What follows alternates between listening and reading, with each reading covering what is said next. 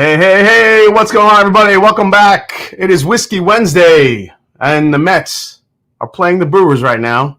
So excuse me if I'll be a little distracted tonight, but however, we have a lot of whiskey to go through, a lot of recap from what was an incredible weekend. A lot of things, both good and bad, but we'll get into that. But yeah, cheers, everybody, for hanging out tonight.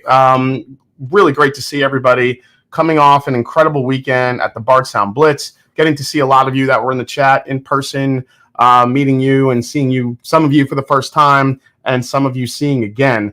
Show us the shoes. We'll get there. Yeah, no black T-shirt tonight. We're rocking the Mets gear tonight a little bit.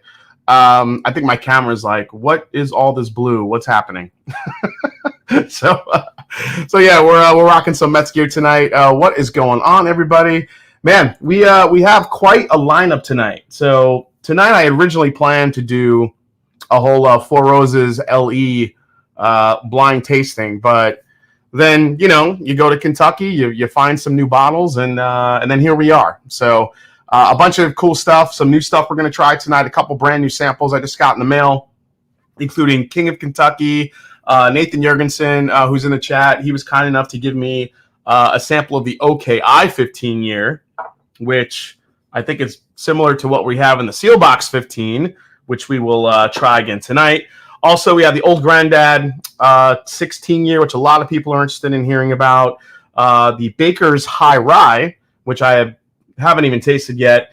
And of course, this Sagamore 9 year, which has been a bottle that I've been trying to get a hold of. And I finally got my Wild Turkey Jimmy Russell 70th anniversary blend.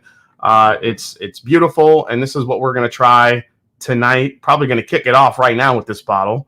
It is, I don't know. I think sometimes just keeping it simple makes things more beautiful, and I love this bottle. So yeah, we're gonna try this right now. Hope everyone's doing great. Yeah, we're gonna dive into a bunch of these bottles here, but before we do that, yeah, we got a bunch of hitters tonight. Lord of the Dram, let's say hi to a bunch of you. A lot of you were here early. Let's see. Wesley Hughes kicked it off tonight. He said, Sagamore 9, I'm here for it. Me too, Wes. WD Hare, Ham Turkey. We'll find out if I regret not grabbing a Baker's High Rye. Nice seeing you at the event, man. Randall Erickson, that old Granddad 16, is not getting the best reviews, especially at the price. To be honest, I actually tried it in the midst of a bottle share over the weekend, but I was having so much stuff, I don't really think I gave it a fair review. So it'll be nice to try it again tonight with a little bit more of a fresh palate, and we'll see how it is. We have Danny Lynn here. We have Adam Hinson. T. Jarrett is here. What's going on, man? Hope the hurricane didn't spoil the meetup. We'll talk about that a little bit. Warren Smith, he's really enjoying the Sagamore 9 year rye. Truman is here. Brian M. There's my man Nathan Jurgensen. He's got the Bardstown Blitz Rye in the Glen. Awesome, man. Glad you're enjoying it. Christopher David is here. We got Adam Hess is here. Nice to meet you too as well, buddy. Honest Charlie. Justin Jenkins, who's celebrating a birthday. Everybody raise your glass to Justin. Four Leaf Whiskey. What's up, Stacy? You had your own adventure over the weekend, so or last week, I should say. So it was great to see you having fun. Your pictures were amazing. Rick Holy, Elijah Craig Toasted Barrel. We got Patrick Grelick. Nice to see you, man. Stoked to hear your thoughts about Wild Turkey and Sag 9 year. Says Corey Cobb. Yes, last season was great. It was great meeting many of you, says Mark Hoyle. Stephen Waltz here. Anthony Locklayer. Let's see. Robert W. Roscoe P. Coltrane. Top Jimmy's here. Isaac C. Mark Hoyle. Nice to see you too, man. It was great to see you at the event as well. Let's see. Michael Speakerman said he missed it. Yeah, we missed you too. Dr. Sped. Not sure I like this one much. Not for the price. We'll get into it. Larry 3R. Let's see. Jeff Perkins is here. Damn, what a lineup tonight. Yeah, we're gonna have a lot of fun tonight. Let's go. Let's get it, says Matt's Palace. Tim Cornet, Cheese 1022. Larry 3R. Sandeep Chima. What's going on, Sandy? Nice to see you. Whiskey Nose, nice to see you as always. Best part was hanging out all weekend with Mama C. Cheers to my new lady. You stay away from my mother. I'm sure she's watching. I'm sure she misses everybody too. So good seeing you guys. Let's see. Yeah, thanks for looking after her at the bar, Marty. Appreciate it. Let's see who we got. Robert Lee. These bottles are probably easier to find than toilet paper right now. Yeah.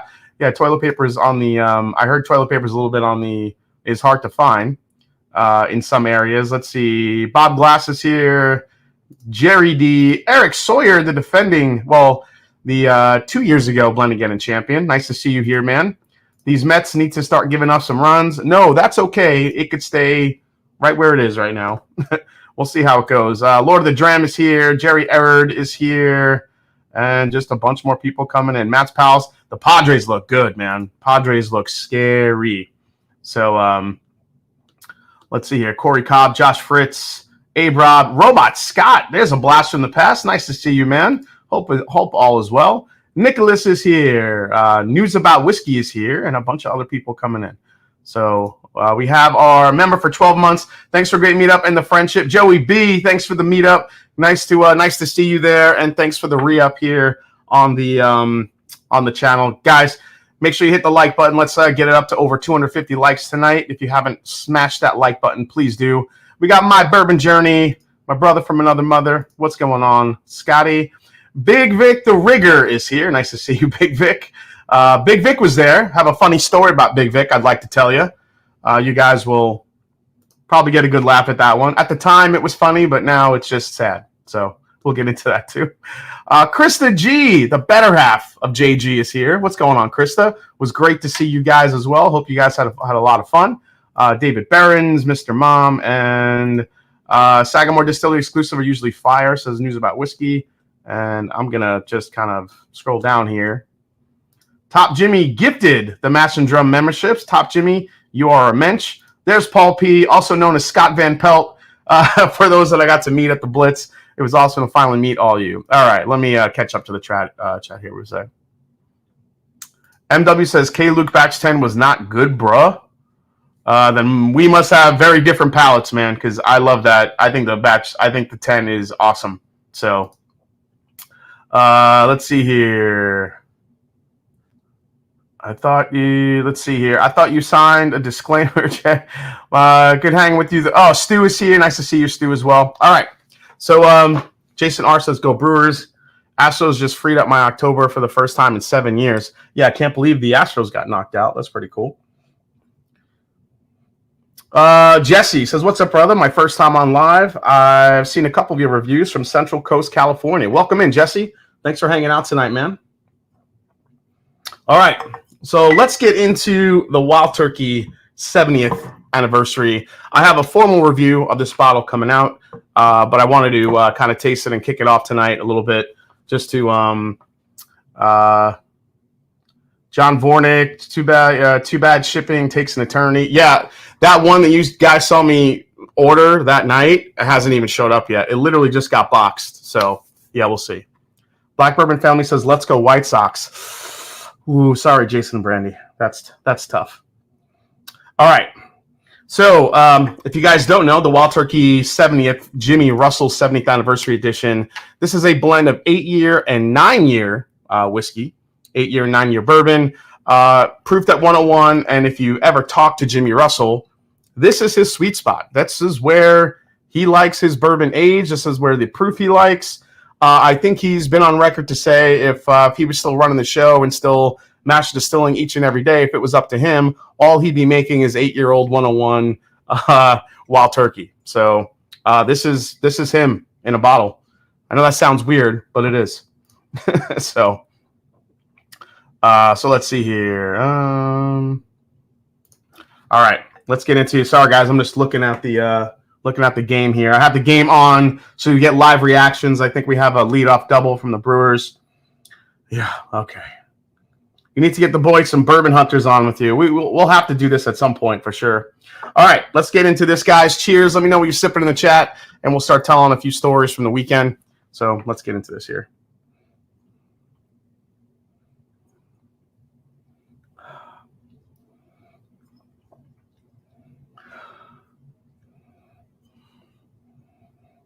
I mean, this is as classic as Wild Turkey gets, with a little bit more of a boost of, I guess maybe I should say it's as classic that you would get. It's as classic as you would get from like a Wild Turkey 101, but this is way more elevated as far as what you're getting on the nose. I still get that really beautiful orange peel that you normally get with Wild Turkey. A lot of citrus. There's a nice kind of super sweet toffee note here too that I really like. It almost comes off like cream soda. Like if you had cream soda, a little bit of orange peel in it. I mean, you have your baking spices here too. This is as classic as it gets. So,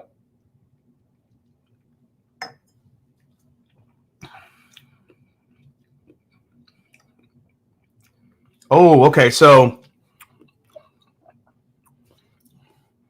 the brown sugar that you get in here is actually really on the forefront, really forward. Man, you get some nice. Man, what is that on the very back? I think the very back end is where you get a little bit of the higher age notes here from the oak. Again, 9 years isn't a big age, but in the context of this, everything is just a little bit more concentrated. Again, these were kind of specially selected barrels to go in this batch, not just your typical 8 and 9 year barrels from Wild Turkey. So everything is just a little bit more concentrated in this bottle.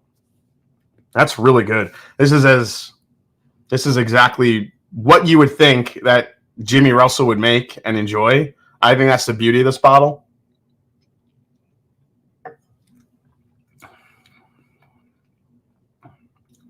Little hint of there's definitely a rich red fruit on the back end, whether it's like a raspberry, cherry, there's something on the very end of it.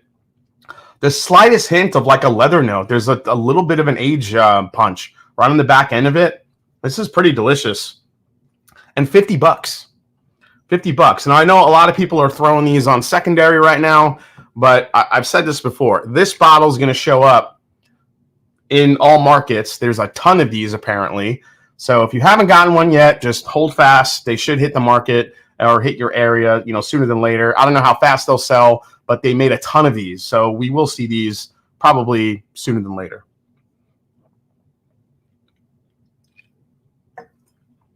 Man, I love the cream soda note in here. It is so good.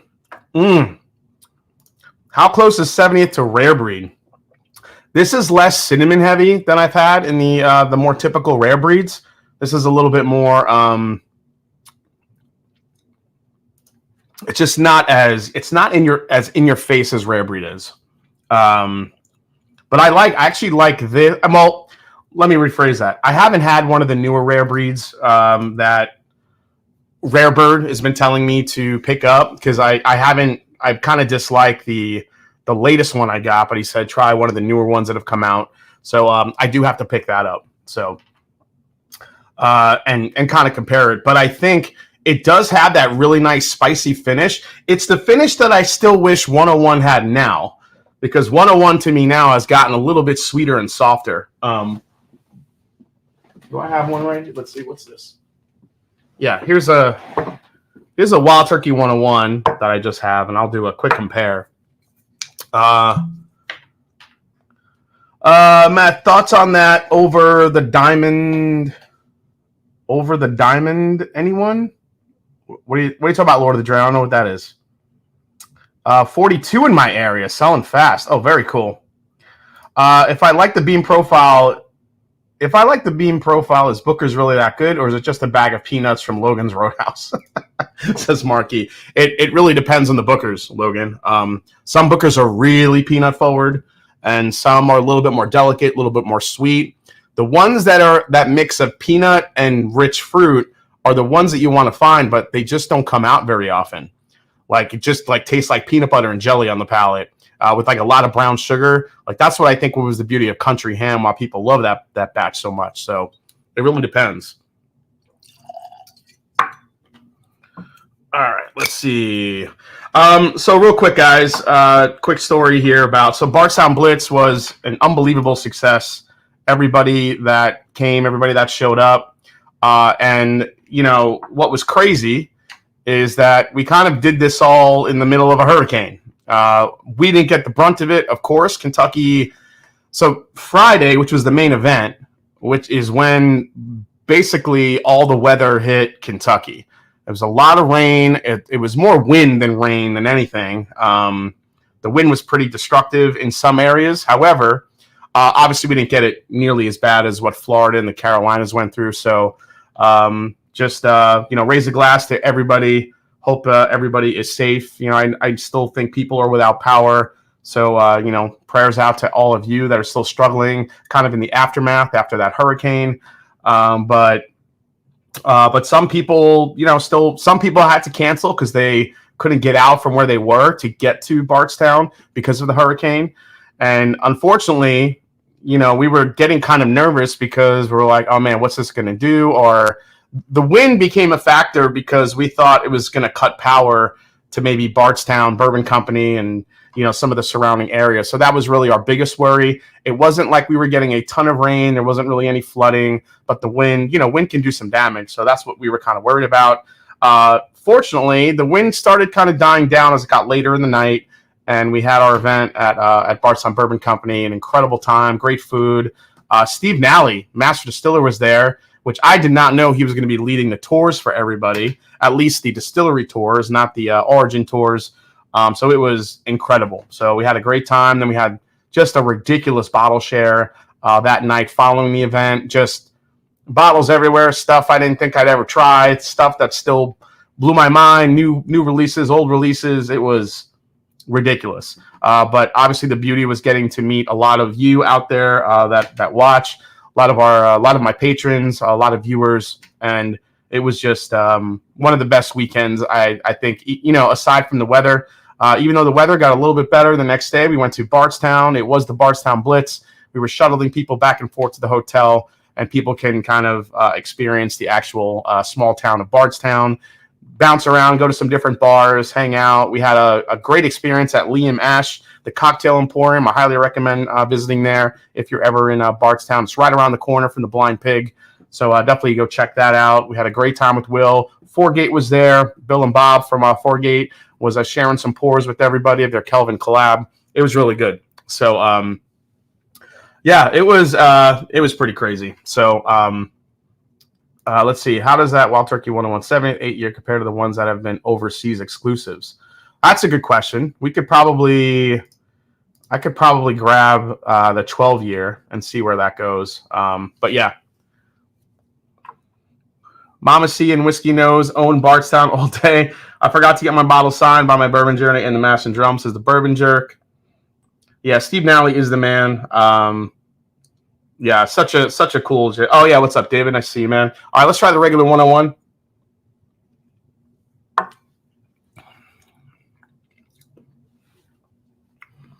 Yeah, regular 101. As good as a sipper it is, this is kind of my everyday go-to still to this day. I have a couple bottles upstairs I just keep around whenever I'm just in the mood for a pour and I don't know what to get. I'll just pour Wild Turkey 101. This has such a deeper depth to it.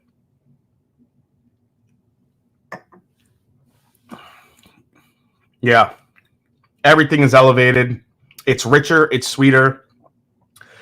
And the fact that it's $50, it almost kind of pisses you off because it's like you have a 70th anniversary bottle to Jimmy Russell, who is just an absolute. I mean, he's a legend. He's probably the most legendary master distiller, you know, that we know today. That's still with us, and they release a bottle like this for $50, and then, you know, when we want single Rickhouse and Triumph and all these other bottles, they're $300 plus. So it's like, you know, if you want to, you can make the prices cheaper, you know, Campari, a little bit. Help us out. If you can make this $50, you know, it might be nice to make some other ones a little cheaper. But, yeah, that Wild Turkey 7th is good. Let me see here.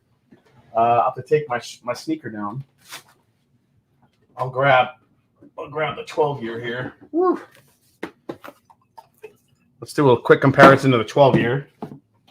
Just grabbing all the turkey. Let me put that one there. Let me grab this one. He's definitely on Mount Rushmore. Throw that one down here. All right, let me pour a little 12 and see where we're at. So quick story. I told you I had a story about Big Vic. So we're driving down to Bardstown. My mom's in the car. My girlfriend Kim's in the car. Minding our own business, and Big Vic calls me. I'm like, what's like Big Vic's calling me? He usually texts me, he never calls. And he's like, in his big Vic way, he's like, yo. I'm like, what? He's like, guess what, bro? What? He's like, we gonna have a stag pick. I was like, wait, what? He's like, I won the Buffalo Trace lottery. We're gonna do a stag pick, and I'm giving it to you. I was like, what? I was like, are you serious? I'm like, I have never ever won. Nobody in my group has won ever a pick from Buffalo Trace. So I was pumped. I was ready. I was like, are you serious? I was like, me and Kim, like, we were making a plan. We're going to fly Vic out to Kentucky. We're going to do this. We're going to do that. We're going to get a great group together. We're going to pick a hitter of a stag. It's going to be epic. Thanks so much. Hang up the phone. And then about, 5 minutes later, I get a text in the car. And, I kind of played the text on my car, or I don't know if I looked up and read it, and he goes, and all it said very quickly, it said, sorry, bro, it was the wrong email. Everybody got the same email. My bad. and that's all he said. I was like, wait, what? So apparently, Ethan and Katie from Drifting Drams, who was in the car with him, and I think Kelsey, they all had realized they all got the same email for like this grand trip to Buffalo Trace. You got like so they asked him, hey, what number did you get? What number did you have? And he goes, what do you mean, what number? He's like, Vic, everybody has a number correlated to if you won. And he just opened up an email, saw his name that went to everybody, and he thought that he won the stag thing. And that became kind of the running joke of the weekend. So we were just giving him shit all weekend for that. I'm like, hey, Vic, when we going to that stag pick? The poor guy, he felt terrible. Oh, man, you poor bastard. Yeah, it was kind of a kick in the nuts, but it was pretty funny. Let's see here. The Mets have first and second and only one out. All right, come on. We got to get some insurance runs, boys. Let's go. So, yeah, I felt a little sick after that. But, Big Vic's a good dude. I love him. He made a mistake. It happens. Maybe one of these days, sometime, somewhere, I'll get to do a Buffalo Trace pick. I don't care what it is, but we'll see. I just have not been lucky in that aspect, unfortunately. As much shit as I give to Buffalo Trace, it would be nice to get the group a pick. Even more hilarious it would be to do a Blanton's pick because I give Blanton such a hard time. Blanton's is one of those bottles. If I did get a chance to do a pick, I'd just do a pick because it'd probably be hilarious. But if anything, I would love to do a stag or even the Weller 107 something. So, all right, let's see what we got here.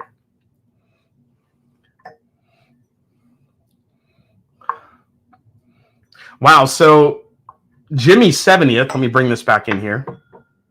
Jimmy's 70th is actually sweeter than the 12-year. The 12-year, given the age, just has a little bit more oak, a little bit more of kind of like that that baking spice, that nutmeg, that cinnamon combination. Just gives it a little bit of a drier, a little bit of a oaky type of presence. I mean, you have that underlying citrus note that I do think you do get from Wild Turkey.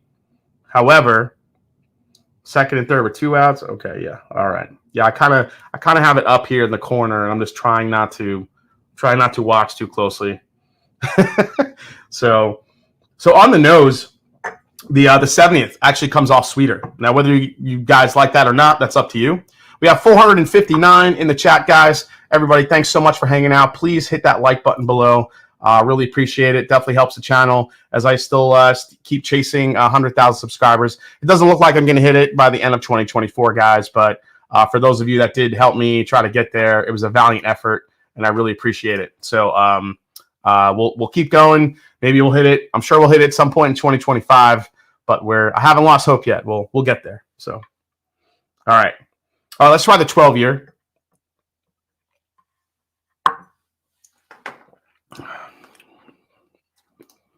Rafi Collects, my man. What's up, Rafi? Nice to see you, buddy. Rafi Collects is a channel I watch, and Rafi talks about sneakers for the most part. He's a sneakerhead like I am, and he just kind of discovered my channel last week while I was in one of his chats. So lo and behold, he jumps on from Las Vegas. Rafi, love you, buddy. Thanks for chiming in tonight. Speaking of sneakers, somebody asked me what sneakers I was wearing, and these are my New York Mets. My New York Mets Dunks. And what's kind of cool about these is what they did was there's a rock on the bottom there. Get rid of that. On the bottom of these, they put this little pink spot on the back, so it's like you stepped in gum at the ballpark. I think it's like not kind of a cool little detail. They have the home run apple here on the tongue, so it's definitely a Mets shoe. So I figured I'd wear this tonight in in celebration of the Mets in the playoffs. So I try to give them all the good juju I can. So Brooks Reed, what's up, Brooks? Nice to see you, man. Rafi collects his fire. Yeah, Rafi, I broke those out tonight just for the playoffs, man. So Brooks Reed, seen the 2XO sneakerhead. I did get to try it, Brooks. I did get to try that over the weekend. We'll talk about that. So, all right.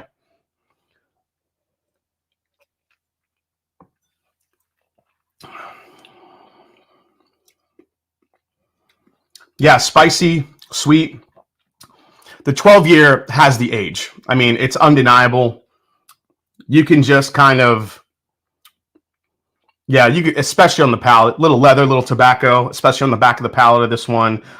You have that sweet. You have those like quintessential wild turkey flavors up front, the sweet, the citrus, little bit of the toffee note that you get, but you compare it to the 70th here.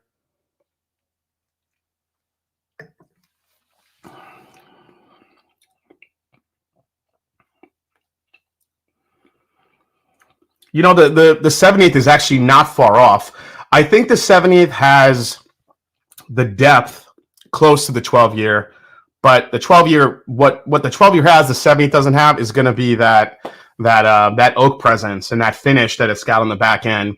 Not as long of a finish on the 70th that we get on the 12, but the 70th is actually a little bit sweeter. So it really, I mean, you can't lose either way. But when it comes to a special release for the year, this is going to be up there, I think, for a lot of people, because not only did they make this somewhat available, but $50 for an 8-year anniversary bottle from Wild Turkey. I think this is what everybody's been wanting. This is what everybody's been looking for. It's something that's new, something that's unique, something that's affordable. And while a 101 Wild Turkey doesn't seem new, the fact that it's a blend of 8- and 9-year-old bourbons that's blended just from Jimmy Russell and what he likes, I think makes it pretty special. So this is a bottle. I will definitely try to find some more if they ever hit Ohio. And I'm gonna enjoy that one a lot. Just really good. But this 12 will still remain kind of one of my favorite Wild Turkeys. It's just a really good bottle. So let's blend the 12 and the 8. And while we're doing that, before we get into some of these samples here and crack open some of these new bottles, I do want to run in to a couple of news stories here. Did you see the Stagg pick that Liquor Barn had a couple of weeks ago? Yeah, I did see this, Keith Stepanski. I was getting messages about this all week, about this 146.6 proof Stagg barrel that came in. And, it's just insane. Oh,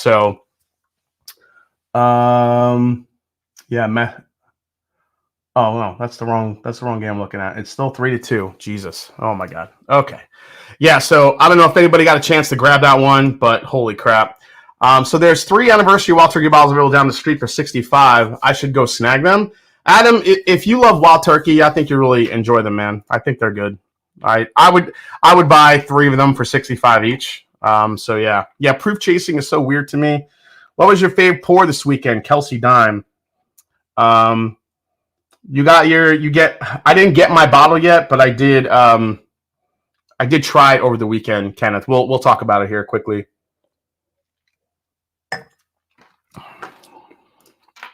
Yeah, the blend's not great. It kind of went flat on me. All right, let's get into actually, you know what? Let me save that story because I actually have a sample of this bottle that we're going to talk about. I'd be kind of interested to get your feedback on this bottle right here, guys. Here it is. The Midwinter's Night's Dram is set to make a comeback. Really soon. I mean, this is the time of year that we see the Midwinter's Night's Dram, and it looks like we're going to be seeing this again. So this is, let's see, Wednesday. High West Distillery announced just today that the Park City brand is releasing their highly coveted whiskey on Sunday, October 6th. Very limited offering. Their Rendezvous Rye finished in a combination of tawny and ruby port barrels. A mega whiskey distiller has been known to produce whiskeys from myriad brands across the country, including Beyonce's Sir Davis Rye whiskey. High West operates within the spirit of transparency. Some of its whiskey is sourced from NGP and Mega. Oh, okay. I don't know if you want to put High West with Sir Davis. That's not a good look for High West. So it's an 80-20 mash bill, 80 rye, 20 malted rye. High West rolled out its first bottle and bond. Okay, this is all just blah, blah, blah. Let's see. So $150 this year. So what do you guys think? Are you on the chase for the Midwinter's Night's Dram, or are you guys skipping it this year? What say you? Kind of want to know. All Winter's Night Snooze. MDWD. Nope. I don't care what anyone says. I love Winter's Night's Dram. Says Outside the Star. Hey, man, you do you. Very limited. Wasn't last year's. Send it back to base and pass. Skip. Easy skip. Skip. Wow, a lot of people skipping. A lot of people skipping. Here's the thing, though. People say they're going to skip, and they say that now, but then they see it, and then they just can't, like, not buy it. I'm probably going to pass on it this year if I get a chance. I don't know, just $150. I've just had so many good ryes this year that I don't think Midwinter's Night's Dram is going to be able to muscle up against. All right, here it is. This just released today over in Kentucky. And, of course, this is so typical of Wild Turkey. Whenever I'm there, I just miss something. And whenever I leave, something else comes out. So now we have a Russell's Reserve. This is the third single Rickhouse bourbon, and it's the brand's highest proof bottling ever. So while you guys are looking at that, if you check it out, Camp Nelson B on Wednesday just released. This year's clocks in at 120 proof, and it's the highest proof whiskey ever released from Russell's Reserve. Let's see, a collection meant to explore terroir, $300 for each 750 milliliter bottle. So let's see, this follows Camp Nelson F. Let's see, it has supposedly flavors of dark honey, cherry, raisin, clove, thyme, and spearmint. Interesting. So it's got a little minty, little rye kick in it, it seems. So yeah, $300 for this one, guys. So I'm sure a lot of you will be on the lookout for that, as will I. $300 though, it's still a pretty steep price point. I mean, you have $50 here, guys. $50, just saying. So yeah. All right, let's go to this one here. This is Widow Jane, who we just talked about last week for releasing an Amburana finished, whatever the hell that was, an Amburana finished Widow Jane. No thanks. This is the Widow Jane's oldest bourbon to date, and it's finished in Mizunora casks. So on Monday, Brooklyn-based Widow Jane, by way of Black Opal, a blend of 20-year-old bourbons that clocks in at the brand's oldest release to date. 100 barrels selected by head distiller and blender Sienna Yevramov. I think I got that right. The liquid is placed in an old-growth Mizunora oak cask for an extended finish. Widow Jane claims that a single Mizunora barrel can fetch as much as $6,000 on the open market. This will be 49.5% ABV. The Black Opal is slated to roll out in select markets at a suggested retail price of $500. Damn. I didn't think it was going to be that expensive. Limited to just 5,000 bottles. Jesus Lord. Yeah, that's a lot. It doesn't say where the whiskey's sourced from. Typically, they source from Tennessee, also known as the Dickel. So I'm not really sure. Not really sure how I feel about that. But there's a part of me that understands the price point, because whenever a brand sources Mizunora, as you know, Mizunora is extremely expensive, and unfortunately, the consumer is going to feel that on the retail side. So that's just what happens. $500, yeah, keep it. Jason C is waiting for Amburana Blue Run.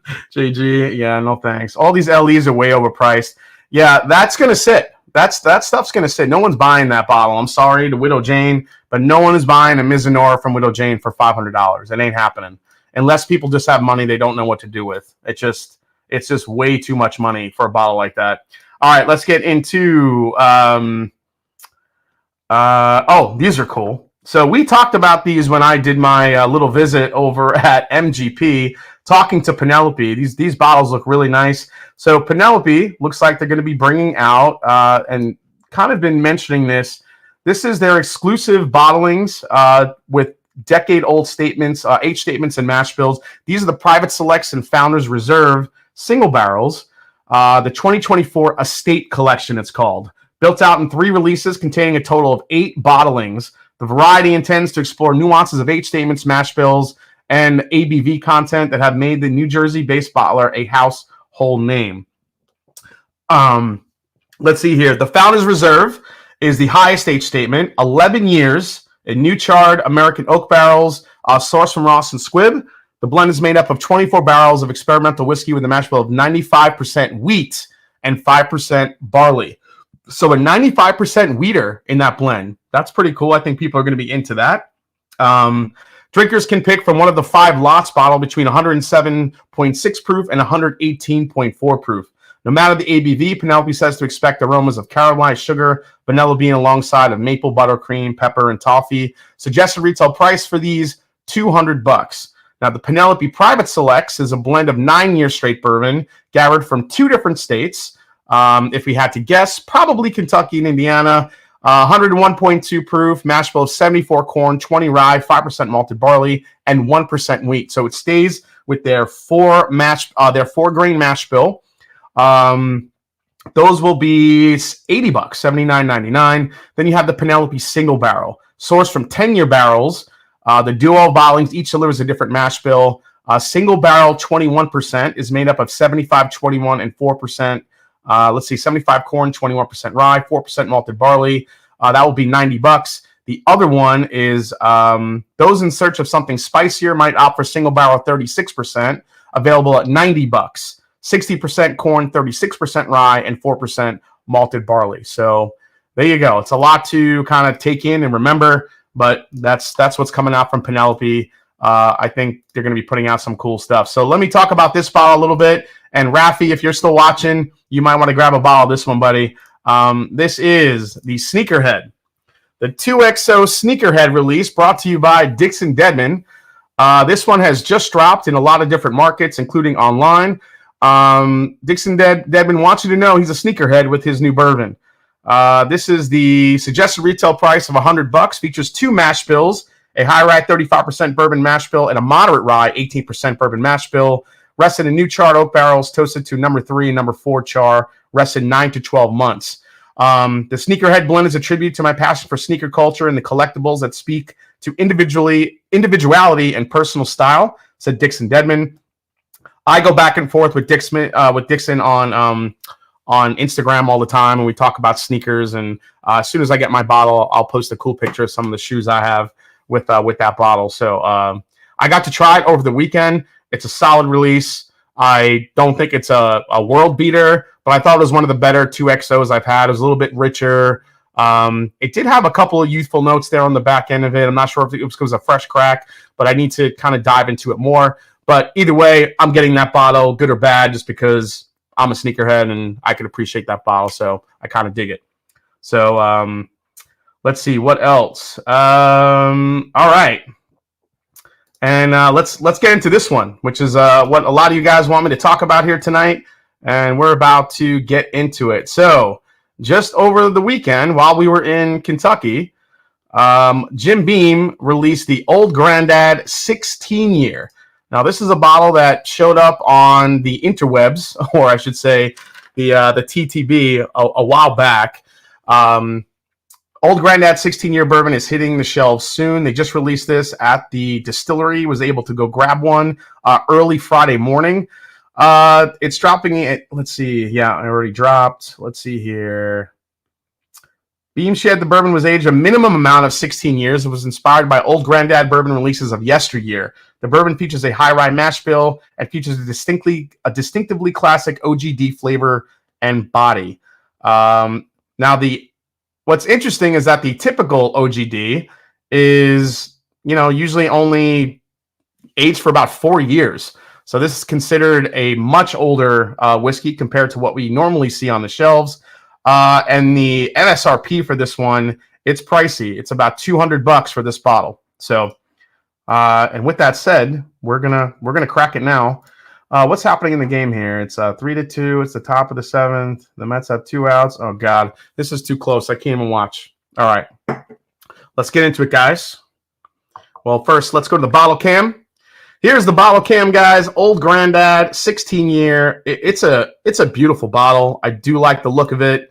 It's got a really, really like this little medallion piece right here. I dig it. Focus up there. Oh, there you go. There it is. OGD, baby. It's got kind of the old school lettering. I think Jim Beam is kind of the best at bringing back the nostalgia, especially to their old bourbon brands, and making them somewhat new. So I really, really dig this bottle. And there you go. So let's dive into it. Let me catch up to some comments here. Did I miss any super chats? Not yet. All right. All right. Let's get into this one. Now, again, I had this for the first time over the weekend because a bunch of guys went to Jim Beam and grabbed some. And luckily, I was able to go and grab one as well. But there were still some available. These did not sell out right away like most crazy releases do. We have 528 people in the chat tonight, guys. Thanks so much for hanging out. Hit the like button while you can. I appreciate it, guys. So, Brooks Reed, Jason, ever had a Dusty OGD? Yes, Brooks Reed, I have, and it's the bottle. It's the Dusty that sent me down the road of getting more Dusties. OGD from the 1980s are freaking fantastic. So, and sometimes they're really not that expensive, especially in today's market. Hey, Jason, who's your all-time favorite Met?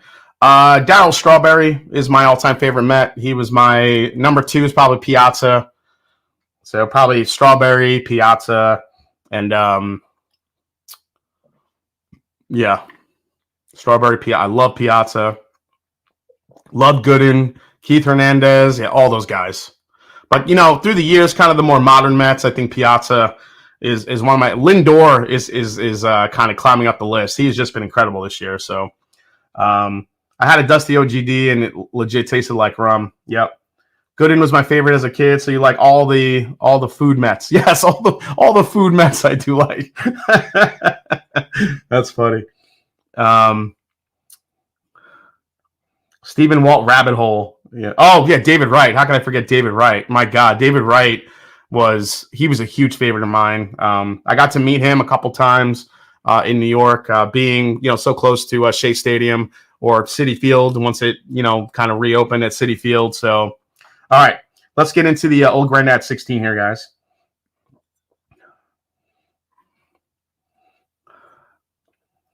Immediately, the rye spice in the oak is pretty pronounced. It's right in your face, right up front.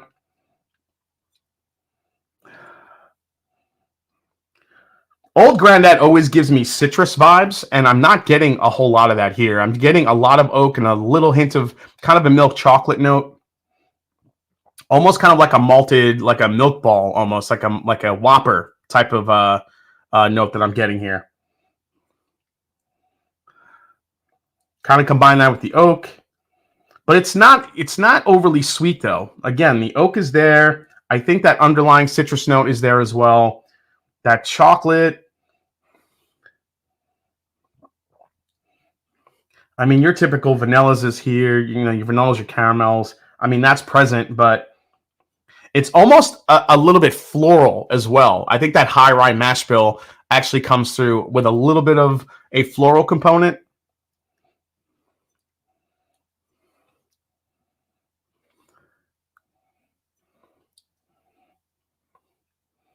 Is that a Wild Turkey gold foil too, right? Yes, that is a cheesy gold foil. I always say if there was a bourbon that I was gonna be stuck on if I was gonna be stuck in a on a deserted island for the rest of my life, this is the bottle I want to bring with me. It's this one. Or if I could bring a case of it, I could drink this the rest of my life. I love it.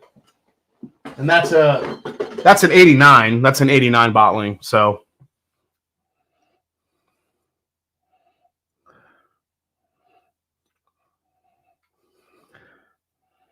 Yeah, That citrus note, that typical OGD citrus note. This is the first fresh crack of this one. It's definitely coming out more the more it opens up here.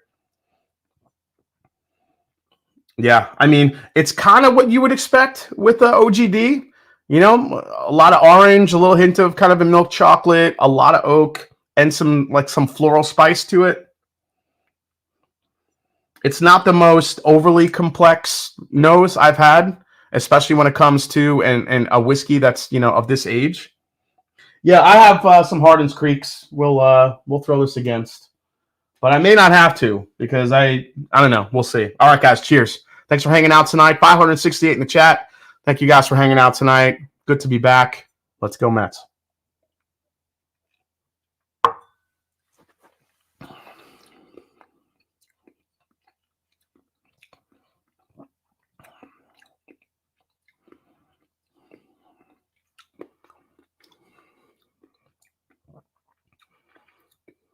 So up front, the spice is definitely prevalent. So is the orange. There is a little hint of a like a vanilla cream toffee borderline butterscotch that's almost there. Not a big ton of it, but I feel like there is some sweetness there. But as I found out over the weekend, the thing that this is lacking the most for a high rye bourbon is the finish. It just doesn't, it just kind of falls off a cliff, unfortunately. At least let me get another sip here.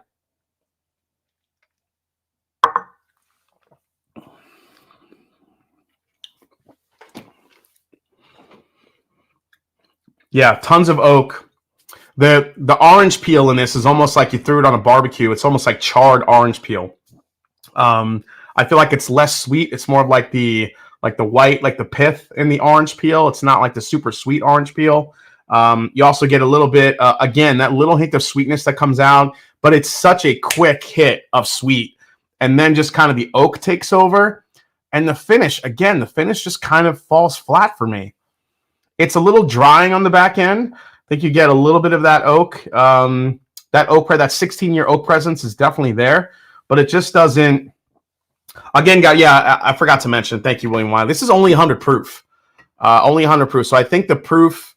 Now, again, if you guys, talking to distillers, for a long time, most of the time when you release something that's cast strength at a super high age, a lot of times the oak will just take it over. You need sometimes some water to kind of break it down, to break things apart a little bit and sweeten up the whiskey. So that could be what happened here, or maybe they just wanted to extend it to get more bottles out of the 16-year whiskey. Now the interesting thing in the press release is it says that 16-year is the youngest whiskey. So is there 17, 18, 19, 20-year-old whiskey in this batch as well? That I think, based on that wording, I think it's fair enough to say there's probably some older stuff in here, but I don't think this really does it for me like some of those Hardin's Creeks did.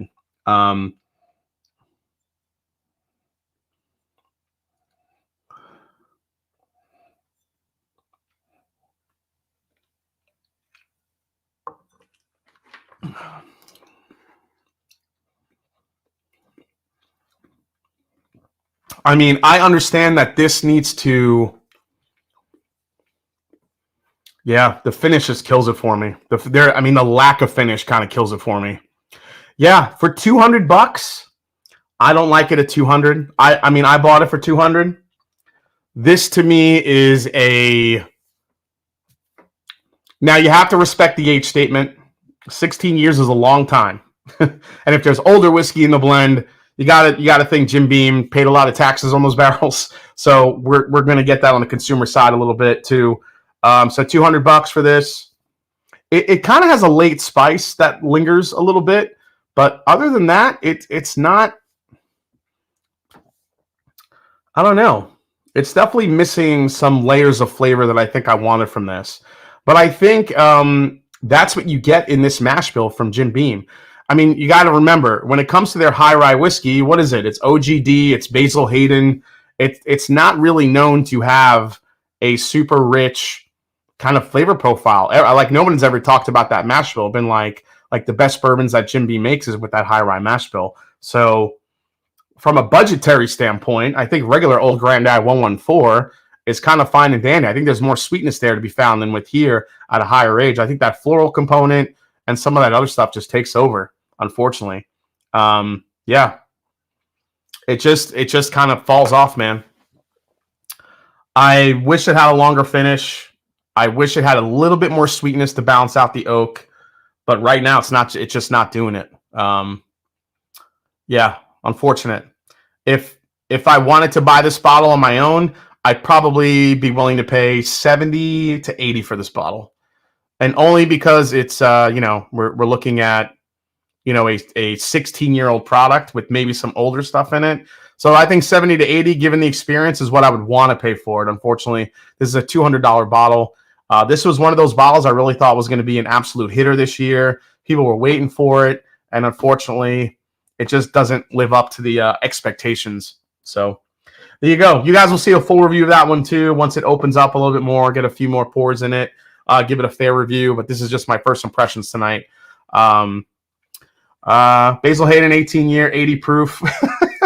Close the chat window for a second and hit that like button. Was curious what you would think of this for 200. Sounds like a try before you buy. Right now, JC is wishing OGD 16 is a $50 Wild Turkey. Yeah, I kind of enjoying that Wild Turkey $50 bottle over that OGD 16, unfortunately. Sounds like a pass. I'm glad I'm getting the same. That's a good comparison, especially when the KC 18 is a little less. Yeah, I think KC 18 might be a better alternative to that one. I actually think the KC 18 has a little bit more going on. Turkey 70th versus Wild Turkey, Big Potato. Yeah, we kind of did that.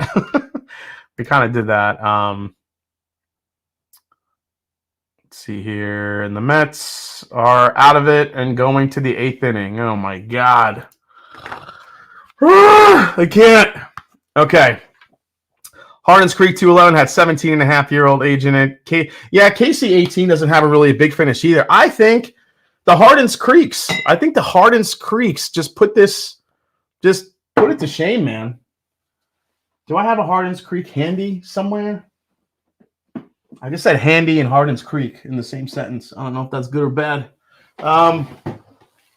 My Hardin's Creeks might be in my bunker. Let's see here. Hardin's Creek. Oh, damn it. Yeah, I don't have any. That's my bad, guys. I should have pulled some out to put it against. But honestly, I don't think I would really need to. I think that the Hardin's Creeks would, especially the 211, would take this out handily. I don't really think it would do too well. So all right. So with that, let's try my other purchase from Jim Beam. The Baker's High Rye. Now, this one I was pretty excited to try here. So let's show you guys. The bottle cam is back. Baker's limited release 7-year high rye bourbon at 107 proof. Now, unfortunately, the label on top tore, and because I took the plastic off and it got stuck to the plastic. This is 7 years and 6 months old. 7 years, 6 months old for this bottle. And this bottle, if I remember correctly, was about $70. So there we go. What is the best wheated bourbon and the best rye you've ever tasted, says Calvin Turner. Man, that is tough. The best rye whiskey I've ever had doesn't exist. Well, it does exist, but it doesn't exist to consumers. It was a bottle I had at Sagamore Spirit a few years ago. So Larry Ebersol, who was a master distiller at MGP, he really kind of put the 95.5 rye on the map back in the day. And, basically he was distilling all this incredible rye whiskey. And he, I forgot what the story was, but basically there was this lot of like 15 to 20-year-old barrel rye whiskeys. I think maybe even older than that. And basically what happened is the deal fell through. the barrels were just sitting there. Nobody, whatever, whoever was going to buy them didn't end up buying them. And Larry Ebersol actually took those barrels and he made his own blend. So there was a bottle of one of these bottles that sat. Now, there was multiples of these, but Larry Ebersol, it was called Ebersol's Rye, and he never released it to the public. I think he just bottled it and gave it to like friends and family and, some other folks. But Sagamore Spirit had one because Larry Ebersol was kind of the lead consultant there when they were getting started up. And I got to try that pour. That is easily the best rye whiskey I've ever had in my life. Easily the best rye I've ever had in my life was that Larry Ebersol rye. It's not even close. I don't care what you tell me. Willet, Handy, a Van Winkle 12-year. None of that, all that stuff is shit compared to what I tasted out of that bottle. It is ridiculous. So, and I was blessed to try that rye because I don't think I've had a rye that's even come close to it ever since, even high-end ryes. So, as far as weeded bourbons, I'm not like the biggest weeded bourbon guy, but I mean,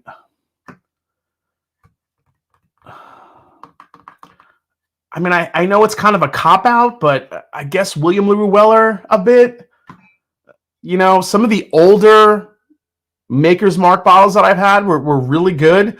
The Weller Gold Vein, bottle, I thought was one of the most unique weeded bourbons I've ever had. I really enjoyed that one. So, not as much experience with weeded bourbons as, ryes and other stuff, but that rye whiskey, I'll never forget that rye whiskey. It was special. So, oh yeah, Booker's Rye, Eric Farrar. Booker's Rye, I would probably put at number 2 behind that Larry Ebersol Rye. But that Larry Ebersol Rye is the greatest rye I will ever have. That Booker's Rye is probably a close second. That's how good that bottle was. Red Hook Rye I've never had because that's probably like, $4 million for a pour, that one. So yeah. Okay. Let's go to the Baker's 7-year rye or 7-year high rye bourbon. Let's see how this shakes out. The best rye is holy cannoli. Best rye is Pikesville. Hands. As far as available ryes, again, guys, we've been counting this year as the year of the rye whiskey. Pikesville has always been a favorite. Will probably always remain a favorite of mine for sure. Pikesville rye. But man, what Middle West is putting out, what Sagamore is putting out. We're going to try the Sagamore 9-year here soon, and we're going to compare it to the 8-year. That was my rye whiskey of the year last year. So we'll get into that. Oh my God, Corbin Cash, Prideful Goat, Hard Truth,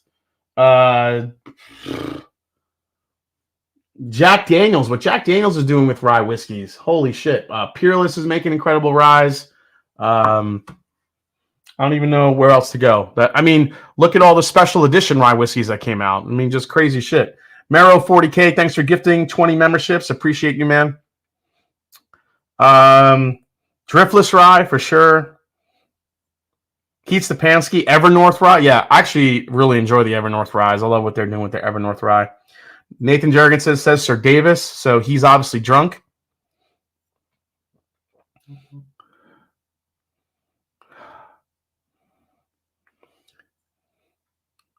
Jason, check Ryan Ball's comment above. What? Ryan.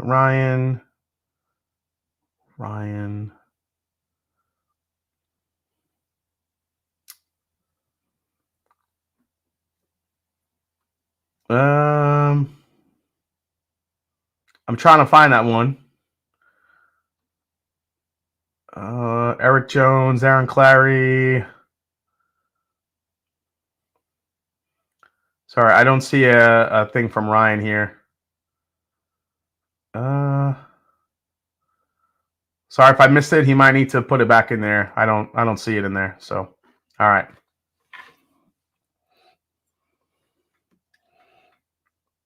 Screw those Pursuit United guys. Yeah, the Pursuit United Double Oaked is freaking awesome. The United Rye Double Oaked.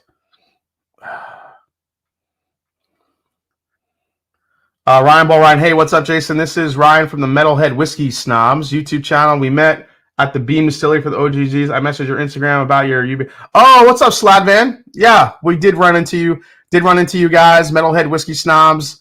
We kept running into those guys at Heaven Hill and everything too. So, hell yeah, man. It was great meeting you guys. Appreciate it. Yeah, Robert W. So on the way down, we did a Pursuit United double oaked rye pick on the way down, which was really exciting to do. Got to see Ryan and Kenny there. Went into their little makeshift rick house. We picked a hell of a double oaked rye that is just it's different from their standard. It's not so much of a dark oak flavor bomb as the release is, but this one was finished or been aging in a Seguin Moreau cask, which is a very, very, it's a more expensive cask that's made out in California. The type of wood species they use, it's just really, really rich, and it just gave such a depth of flavor. We did a blind tasting between the two casks the last night in Bardstown Blitz, and we ended up picking the Seguin Moreau barrel. So, and it was like hands down, people were loving it. So we grabbed it. It was really good. So, oh yeah, New Riff is killing it with rye whiskeys too. It's just so many good ryes this year. E.H. Taylor Barrel Proof Rye, yeah. If anybody ever gets to taste that shit.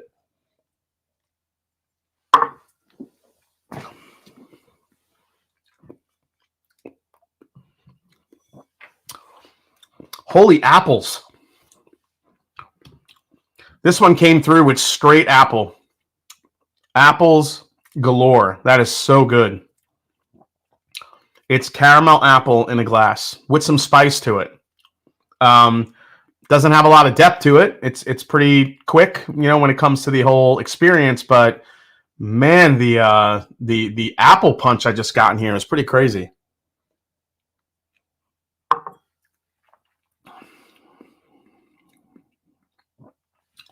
It's like pure apple peel in a glass. That's pretty good. Again, it doesn't have a lot of depth. It does have the spice from the high rye, but man, that is very apple forward. Even at 107 proof, it's got a better finish than the old Granddad 16-year does, that's for sure. It carries a longer finish, longer spice. It just lingers there for a little bit. Again, not a lot of depth to it. I'm getting just a lot of caramel apple here, and that's really all I'm getting. So it's not really, like I said, it doesn't have a ton of depth of flavor to it, but it's got enough going on where, I don't know, this might be a little bit more interesting than the 16-year. Shit. Yeah, I don't know, man.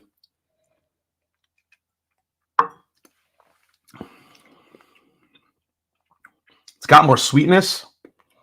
I dig this. It's like the most unbeam beam I think I've had in a long time. I generally don't get a lot of oh crap. Did the Brewers just hit a home run? Ah, oh, son of a bitch. It just got tied. All right, Brewers, relax. Relax. It's tied now. Okay. Good job, guys. Jesus Christ. Yeah. Brewers tied. Well, I mean, the Mets, when you have a lot of, chances to score runs and the Mets can't get anyone across the plate, it's a one-run game. It's the playoffs. It doesn't surprise me that the Brewers tied. I was kind of waiting for it. But, okay. Yeah, 3-3. All right, Mets, you got to come back out. I would say this is a little bit more of a Granny Smith, Kyle.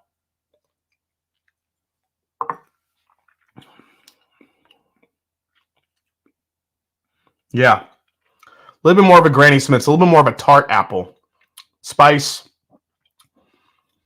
The apple's kind of giving a little bit way to the spice now. So I think that apple hit it's pretty quick, but it's there for me. But as far as like the sweetness I'm getting, the vanilla caramel apple note, I think, is the most prevalent here. But as far as like, I love the finish of it. Yeah, I kind of dig this. I mean, it's not great. I would probably rate this as kind of like an average release. I'm glad I didn't pay a lot for it. But is it going to make like a top 10 this year? No. It's interesting. I feel like if you like Beam, if you like Bakers, this might be, one to give a try. But not a world beater by any means. All right. Let's see. There's only one New York team, and they play in the Bronx. Okay. Are you talking about like a kid soccer team? Not really sure what you mean. Not really sure who you're talking about. Jay, you planning to track down a Coy Hill? Probably not. I have 2 or 3 Coy Hills from like the last 2 releases. I'm not chasing the new one down. If I come across one at retail, maybe, but I'm not going to chase that bottle down because every single one I've seen is charged up. So yeah, not doing that one. Let's see here. Oh, it's 3-3. Now the Brewers have someone on first. Oh God. Everyone's all going crazy now. Son of a bitch. Okay. All right. Could be worse. You could be an Orioles fan. Yeah, poor Orioles.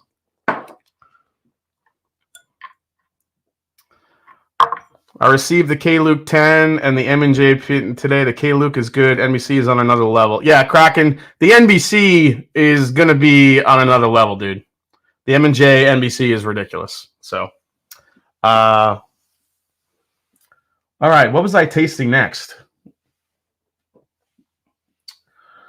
So, you know what? Let's get into this one here since we're talking little turkey. Jason, is the Hawk taking you to Game 3 tomorrow? Nice try, Sawyer. We'll see. It's not over yet. Nothing's over. All right, this is the Seelbach 15. Now, when this released for retail price of $300. Let's go to the old bottle cam here. Now, what is in this bottle exactly? What is 15 years in this bottle? Apparently, the story goes that this is wild turkey distillate that was contract distilled by Buffalo Trace, if that makes sense. So, wild turkey mash bill distilled by Buffalo Trace for whatever reason. Now, I don't know if you guys know, this is kind of a throwback. If you remember back in, God, it must have been 4 or 5 years ago, Fourgate released their Foundation release. You remember the first Foundation Fourgate ever did? That supposedly was the same stuff. Apparently it was, I don't think it was the same mash bill, but I think it was some kind of wild turkey distillate that was distilled by someone else. Whatever the story was, this is supposedly along those lines. But apparently, technically, this is wild turkey distillate at 15 years old. So I'm not sure if any of these are still available, but I have seen a few of these pop up on the secondary, so I feel like I'm going to try this one. And next to it, we have this sample right here, which is the OKI 15. So OKI, which made a comeback, the brand is back, also released 15-year distillate, I think from the same lot that Seelbach got theirs. Now, what we're going to do is test if there's a big difference, and we'll see here. I'm just going to pour this whole thing out. So thanks to Mr. Nathan Jurgensen in the chat for giving me that sample at the Bardstown Blitz. After this, we'll get into the Sagamore, and then we have a very special King of Kentucky. Special King of Kentucky sample that I got as well as the 13 Colony Double Low for 2024. So we got some hitters tonight, guys. We got some samples. So, all right. Well, first let's go to the Seelbach 15 because this was hammered at the bottle share. This is a brand new bottle. So same stuff, different tote. And there you go, Nathan.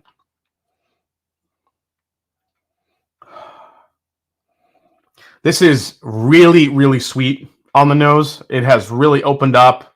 It is just candy.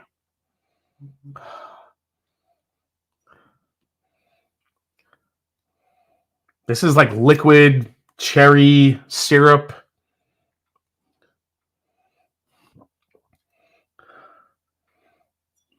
Man.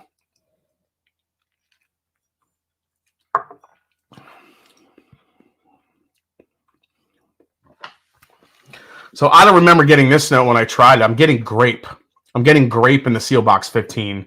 There's a grapiness to this whiskey that's just incredible. It's grapey. It's dark fruit forward. Why did Turkey have BT distill that? Terrence McDermott. I don't know. Like sometimes, distillers will have other distillers kind of help them out with different projects because either they're running at capacity and they want to try something different. I don't know. I mean, again, it's 15 years old, so who knows what was going on 15 years ago when this was maybe contract distilled. Maybe there was a production issue. Maybe Wild Turkey was changing things up. You never know. There's a lot of different stories out there, but generally, when there's a production issue, is when they'll go to another distillery for a little bit of help. So.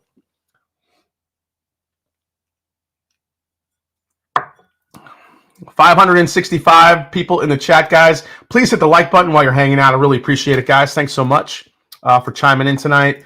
Again, we're just drinking some hitters tonight. So, all right, let's go to the OKI, which is the same stuff. Let's see how similar it is.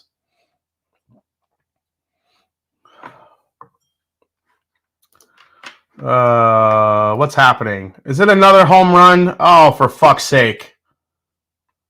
Who is this pitcher? Oh, that was a 2-run jack. Ay, ay, ay. I can't even. Now it's 5-3.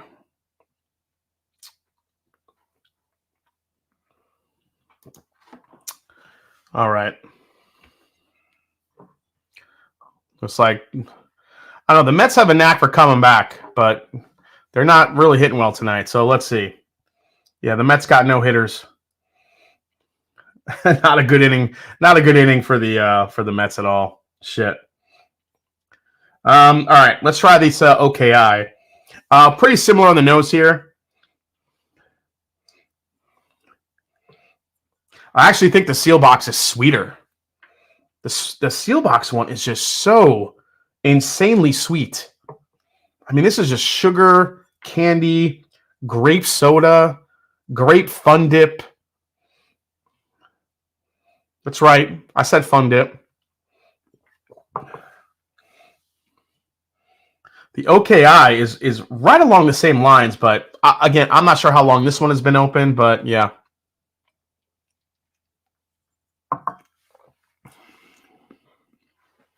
Oh, it's right there with it. The OKI I actually think has a little bit more of a spice kick on it than the Seelbach one does. The Seelbach is all candy. The OKI I like. It's again the OKI also has a very rich fruit flavor to it. Again, a little bit more spice though compared to the 15.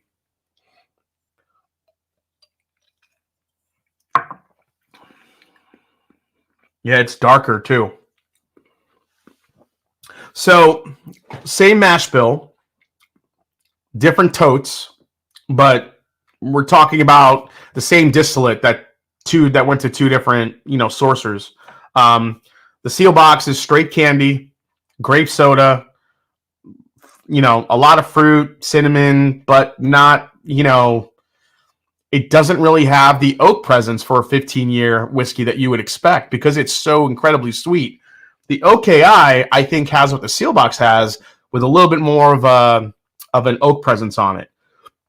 So for me, because the OKI has a little bit more bounce to it, I would probably lean more towards the OKI. But I think the Seelbach 15, just given drinkers and what they like, this one would probably be more of a fan favorite for everybody just because of the amount of sweetness this has. The fact of how sweet this is and that grapiness it has and that powdered sugar, well, I think people would be all over this one.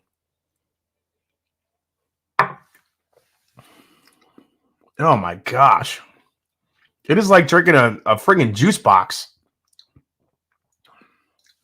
That's nuts. Yeah, I don't know if there are any more of these available, but if you have a palate for drinking candy, then the Seelbach 15 is going to be it. I think the OKI overall is a better balanced product, but I can see that Seelbach 15 being more of people's favorites just because people love sweet whiskey, man. They love sweet whiskey. Yeah.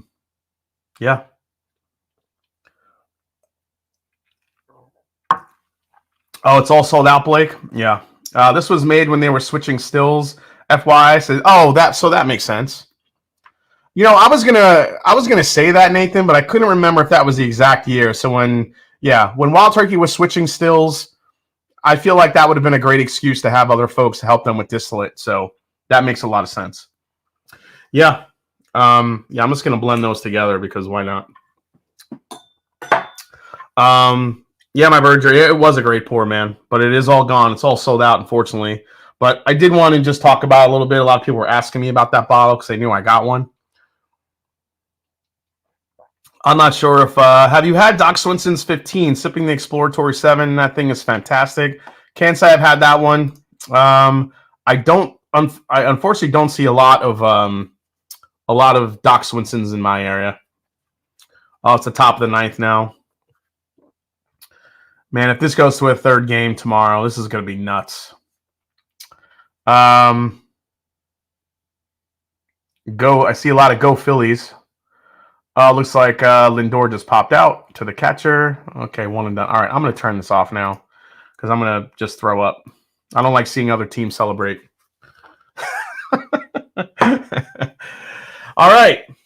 Man, what else do we got? Oh, we got so many pours here. What time is it? Holy shit, it's 10:19 already. All right, guys, real quick, before I get into the Sagamore, I do want to a quick reminder that Master Drum, can you do an individual review? Yeah, outside the star, you will see that one pretty soon, that individual review for the Wild Turkey. So that one should be coming, I think, this weekend, either Friday or Saturday. I think Friday I have that one ready to go. Then Saturday, you guys should see my triple base episode of all the Illogic Barrel Proofs to see who wins that one. I haven't filmed it yet, so I don't know who wins. But Scott, I saw you dropped your review for the Illogic Barrel Proof C924. What did you think? I wasn't a big fan. I thought it came off like a Booker's to me. Like it was very peanut forward, shit. I have some right here. I'm just going to revisit this real quick, guys. I was not crazy about this batch at all.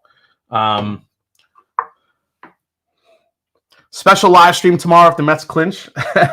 So tomorrow I am going to be, speaking of Evernorth Spirits, I will be up in Michigan picking some barrels up at Evernorth with Dan and Sean of the Bourbon Junkies. So I am super excited to do that with them. So Mets home run? Shut up. Did they hit a home run?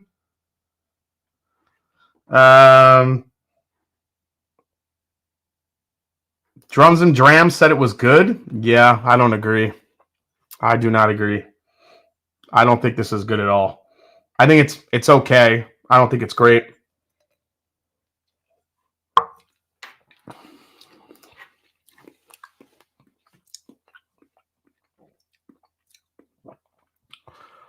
It's nutty. It's very peanut forward for me. It's nutty. It's oaky. I don't think this is borderline good for an ECBP. Listen, ECBPs are always going to be good. It's a great value still. It's a great bourbon, but in the context, again, C923, I'm kind of taking out of the conversation. I'm just talking about other Illogic Barrel Proofs in general. This one just doesn't do it for me. This one doesn't. Yeah, this doesn't do it for me. Other reviews confirm your peanut butter cookie notes. Yeah, it is all peanut butter cookie to me.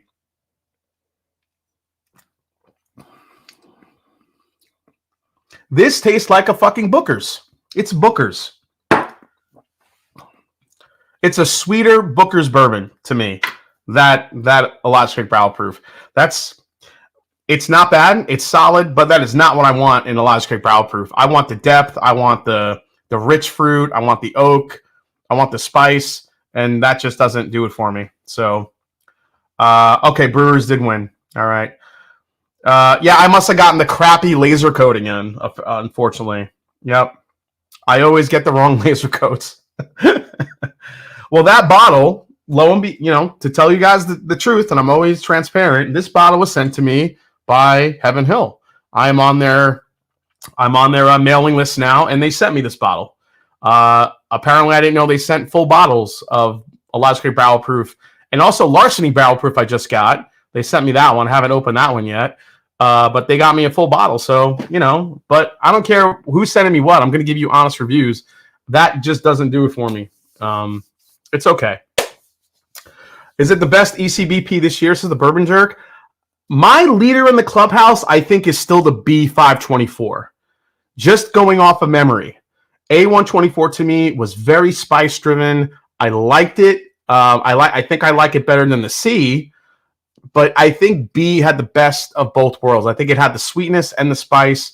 So if I'm just going off of memory, I'm guessing I will like B the most. I'm not quite sure though. So we'll see. So a Booker's Reserve at 75. That's a good value. Yeah. Should I have to get on the HH mailing list? B524 all day, says American. Yeah. I think that's where my loyalty lies right now. When it comes to, you know what? In the beginning too, I thought the B batch I thought it was good. I thought it was solid. I didn't think it was great, but the more that bottle has opened up, the better it's gotten. I think it's just a really, really good Elijah Craig barrel proof. So, you know, I'll be interested to see what the results are of the blind, and you guys will see that probably Saturday. We'll do a triple bait. I would probably release it Friday, but I'm going to be away tomorrow and the next day, so I won't be able to get it out and finish up the editing yet. So, all right, let's get into this bottle. And I got to thank my buddy Brad Davis for getting me this one. Sagamore 9-year.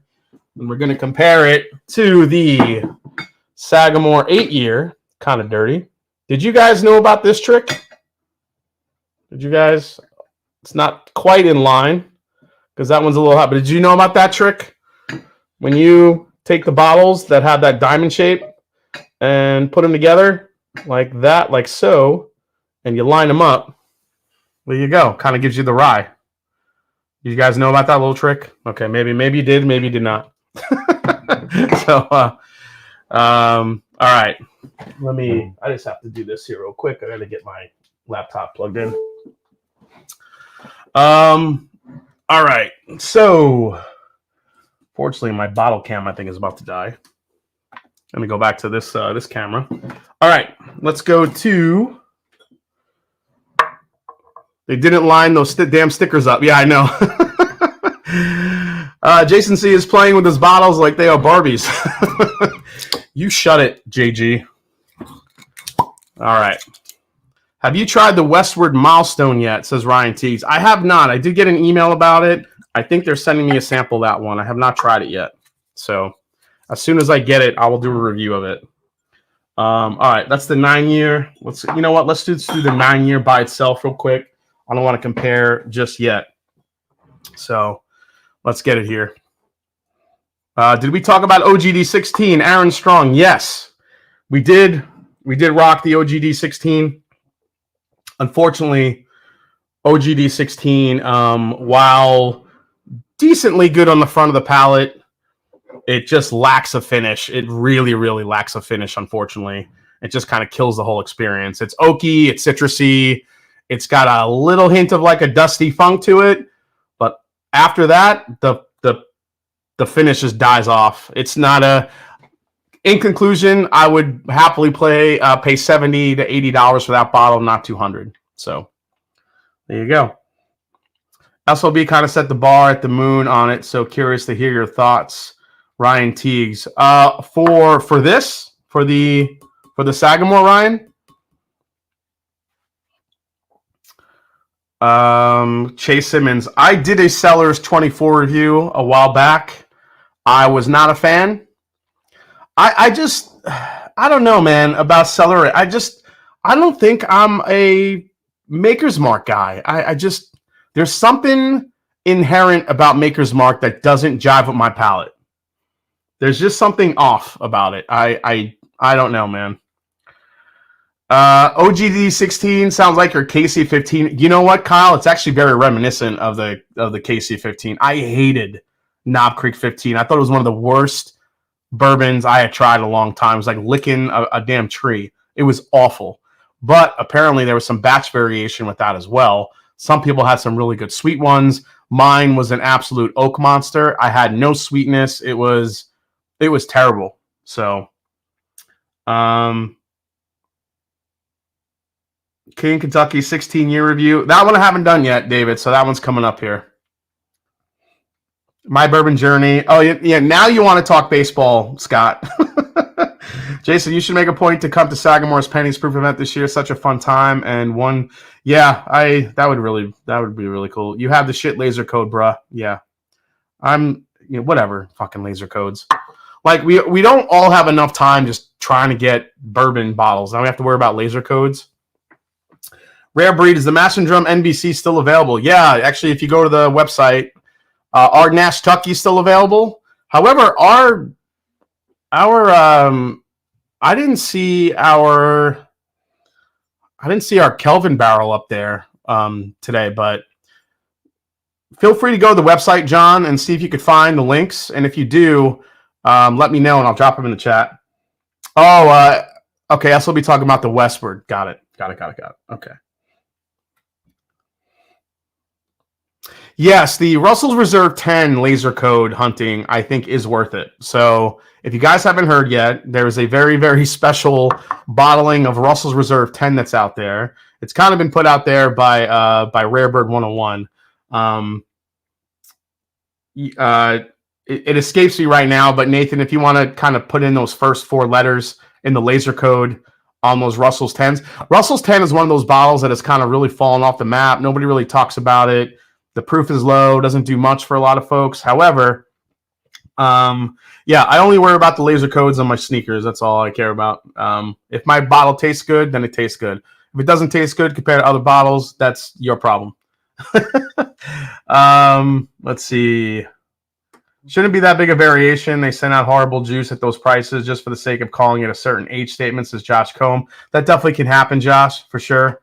I got about that new Riff 8-year today, and I'm really impressed. Don't forget to put that in your end of the year approval for bourbons of the year. Yeah, I actually just got that bourbon back from Scott. Scott borrowed it for a little bit. Yeah, that's it. LLME.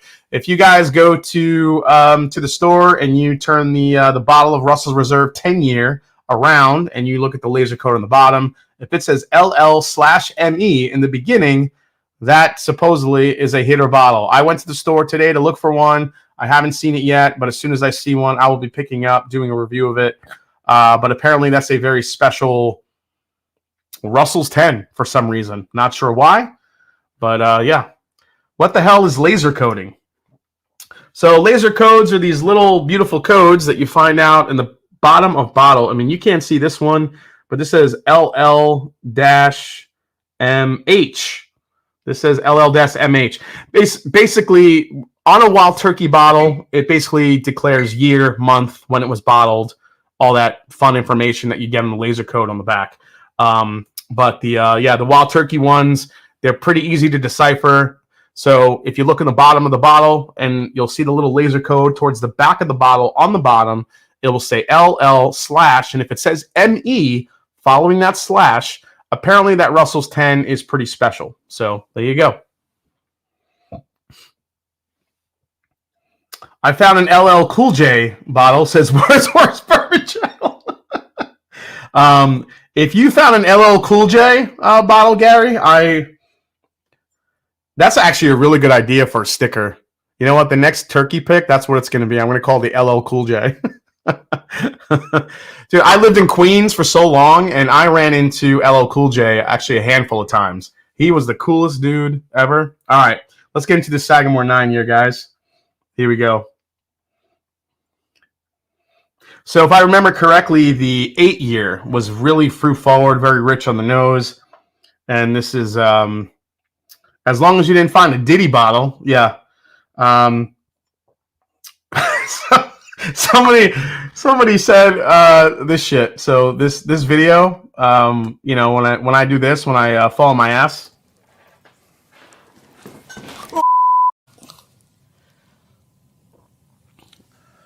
I fell.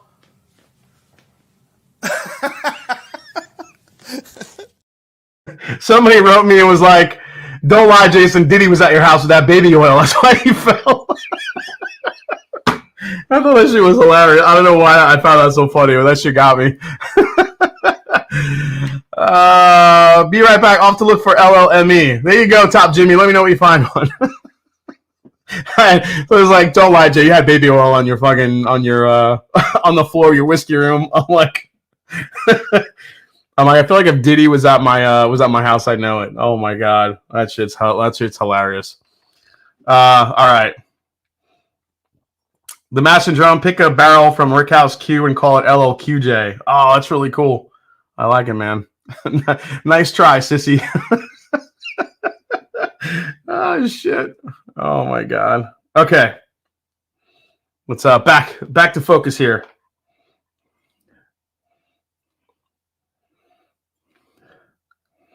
Oh man.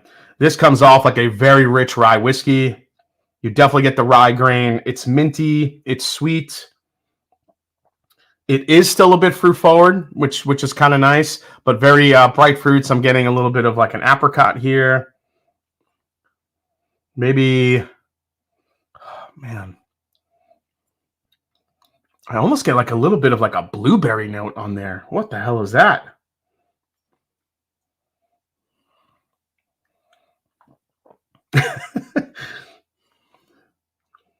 I saw a meme where they had like some guy that was like throwing a fit, and at the top it said Johnson & Johnson, because the Johnson & Johnson baby oil lead salesman, he was all pissed because Diddy got pinched. Oh man. Keith Stepanski, Jason falling off a stool. That is like the Mets bullpen. Too soon? A little too soon. Remember, the Mets shouldn't be here right now, so any bonus games that I get with the Mets this year is I'm going to enjoy them. They get knocked out if they move on. It would be really cool to see the Mets versus the Phillies in the next round because they have such a rivalry. You know, the Brewers, nobody cares about the fucking Brewers. What do? They brew beer. Great job, Brewers. Everybody wants to see the Mets and the Phillies, not the Brewers. So maybe we'll slide a little money into the umpires' pockets, call those Brewers out. Nobody gives a shit about the Brewers. Sorry, Brewers fans. People want to see Philadelphia versus New York. Milwaukee, you got the Green Bay Packers. Stick with that. Nobody cares about the Brewers. I'm going to see myself out now. Oh, shit.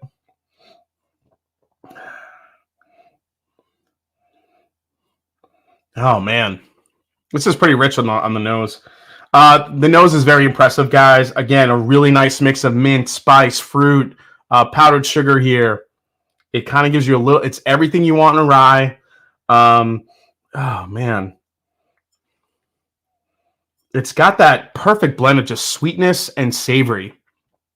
You get like the really deep, rich baking spices here, but then it just offsets it with like just some like sugar-coated like dark fruits. Lionel G, unsub. Go Brewers. Phillies versus Yankees is the series everyone wants. I could see that. I mean, it's still New York versus Philly. I could see that, people wanting that one for sure.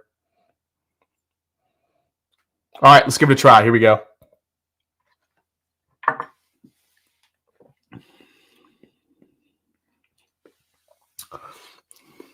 Oh, damn. Oh, damn.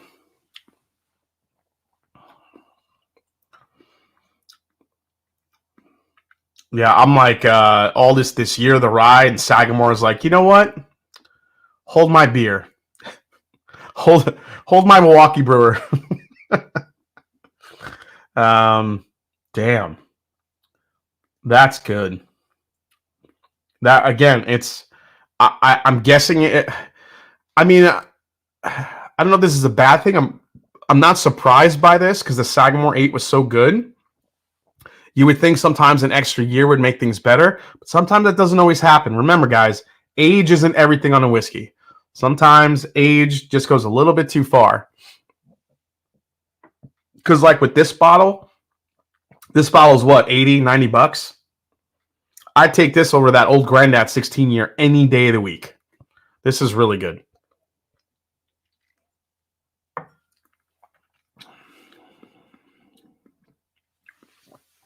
It's so concentrated.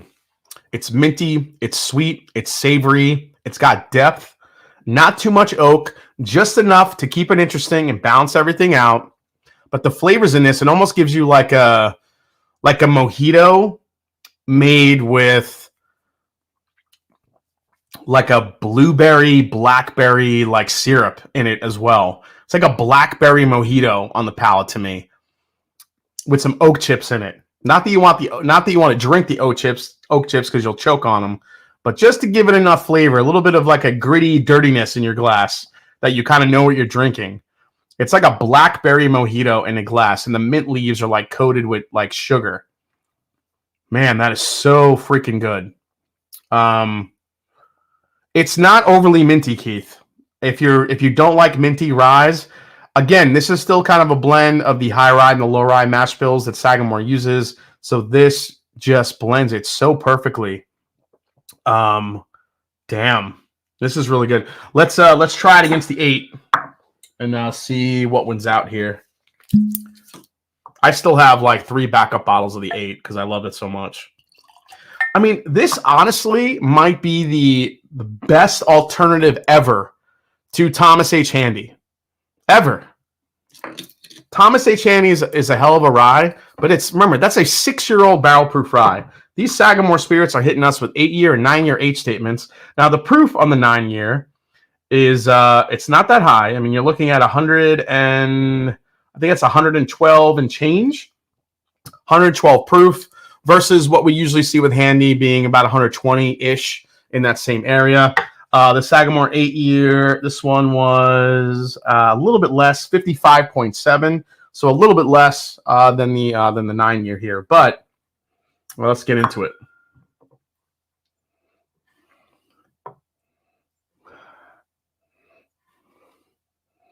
Oh, I tell you what, Brooks Reed in the chat.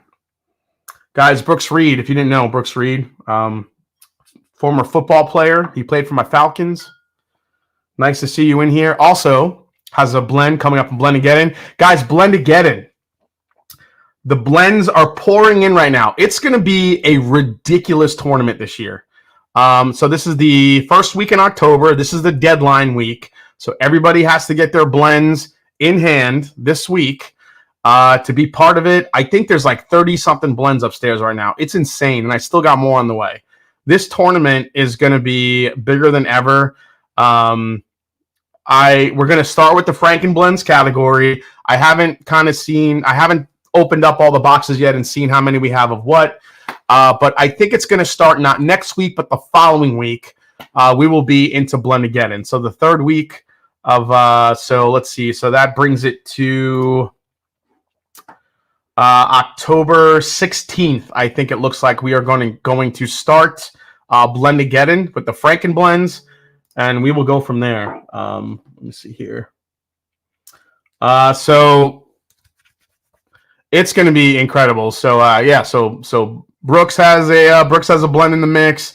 Jeffrey Wack just entered one in. The defending champion Darrell Stewart. I don't think I've gotten Darrell's yet. I don't think I've gotten his. I think JG is throwing another blend in the mix. So the defending champions here, or the defending finalists, are putting blends in the mix. We'll see what happens. So yeah, it's going to be Ralph Macchio tournament. Mine is in, says JG. All right, we're good, man. All right, let's go back to the 8. Man, the 8 compared to the 9, the 8 is just like cream soda cherry cola. It's like that freaking Dr. Pepper cream soda shit that's out there. Wow. I think the nose actually might be nicer on the 8 versus the 9. I think that extra year just gives it a little bit more of an oak presence. But again, this is kind of reminding me of like the OKI versus Seelbach 15 that we just tried earlier, where the Seelbach was just straight up candy. The OKI had a little bit more of a leather tobacco thing going on versus the Seelbach version. I think this is what we're seeing here.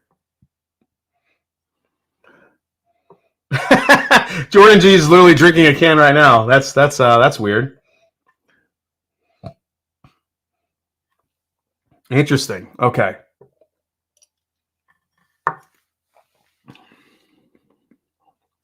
Oh man, the 8.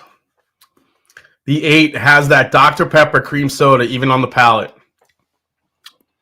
Little hint of dark fruit there. Ooh, I don't know. Let's go to the 9.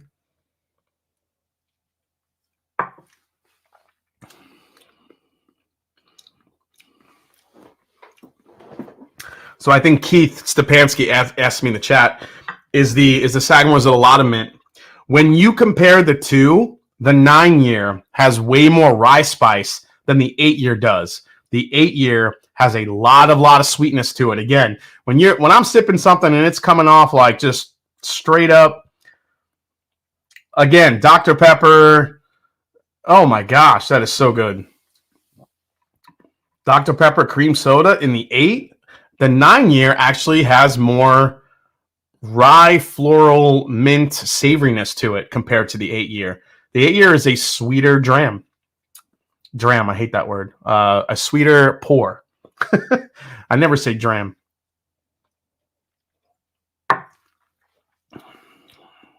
Oh, man. I think I still might like the 8-year a little bit more. I mean, the 9-year is really freaking good, but this 8-year bottle, is pretty special.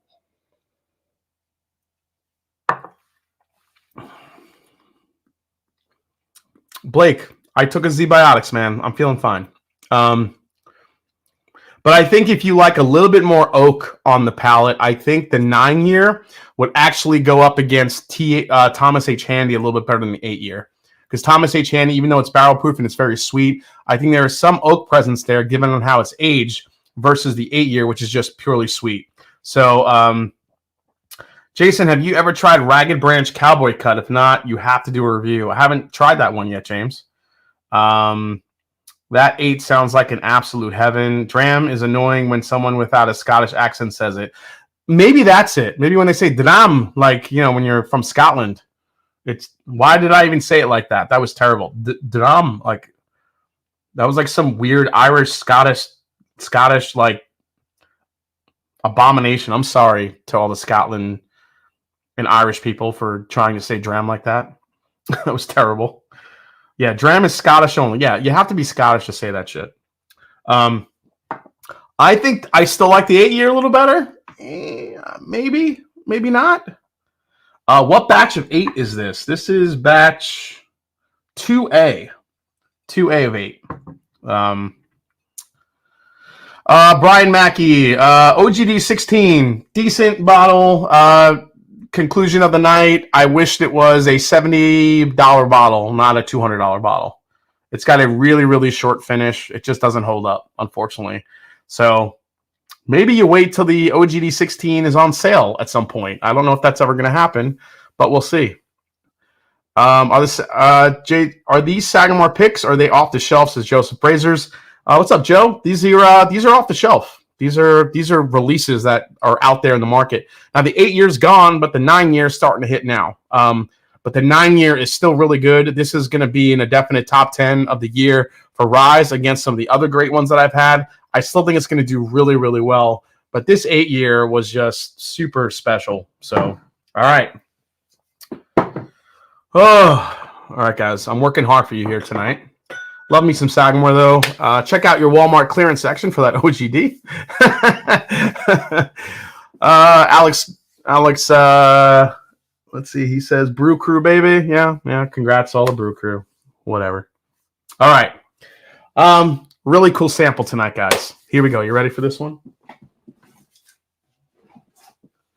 This is what you get when you get a sample of King of Kentucky. Look at this little box. Little box with a bow. So let's open this up. I'm just actually going to kind of pull this out here, and you kind of slide it open like that. And you have a nice little King of Kentucky card. Gives you all the information you want on the back of it. And then here is the sample. So we are going to crack open the King of Kentucky. This just got announced today. So the embargo ended. So I'm like, what great timing for tonight's live stream. So let's try King of friggin' Kentucky for 2024. Let's get into, so again, guys, this is a sample, but this is what the bottle looks like, if you guys don't know already. So here is a quick shot of the bottle. As far as what the press release says, King Kentucky, an ultra premium Kentucky straight bourbon whiskey, is returning this year with its 7th edition, hitting shelves in early October. This is a 16-year-old Kentucky straight bourbon whiskey featuring a premium embossed label with a stamp border and details. 5,100 bottles will be produced with a suggested retail price of $349.99.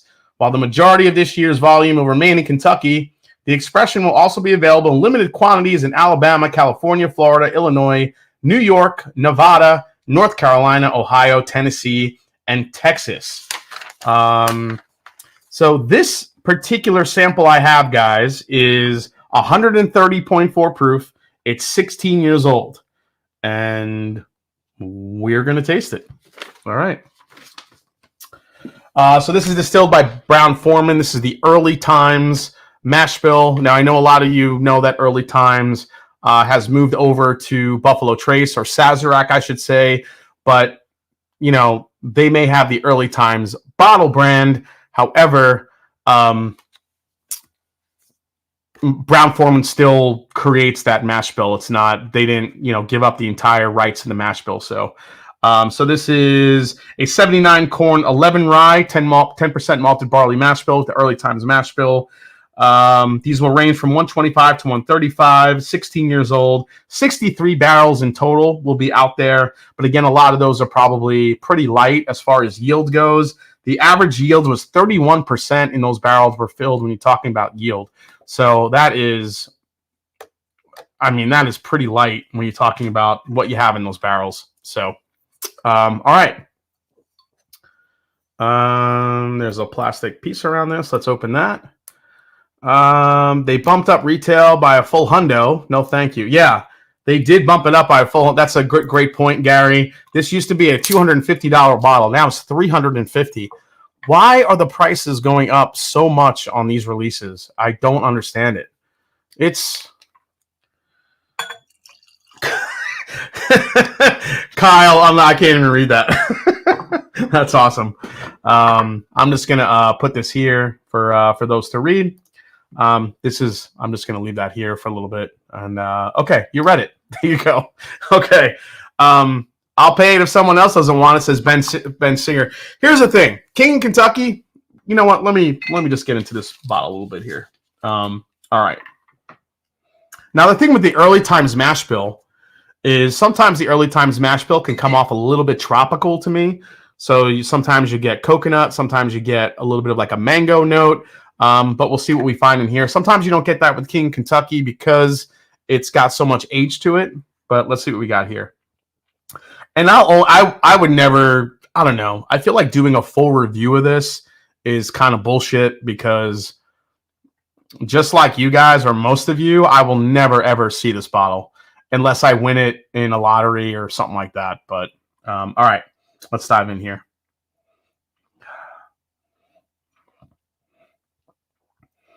Well, definitely smells like Brown-Forman because I'm getting that acetone nail polish remover note.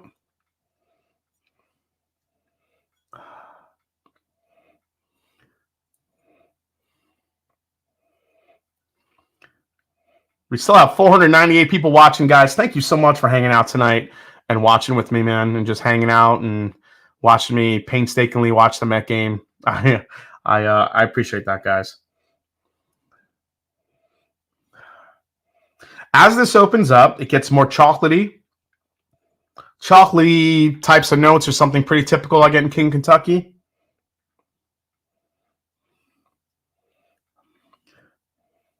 Very, very dark brown sugars here. It smells fantastic. I mean, this is a nice mix of sweet, oak, depth. But I feel like there's, I don't know, I feel like I kind of want more out of it. Maybe just because it's a fresh crack here. I mean, it smells good. It doesn't smell like I want like this experience. Like, yeah, as soon as you put the nose to the glass, you're like, holy shit. Like I gotta have that. I'm not really getting that with this right now.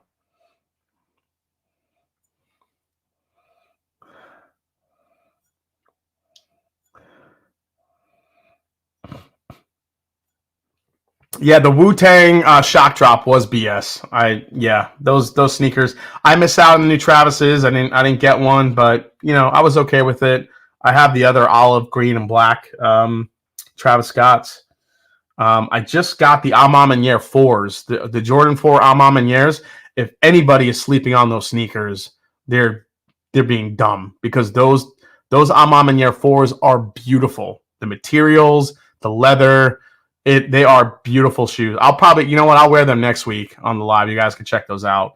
They are beautiful sneakers.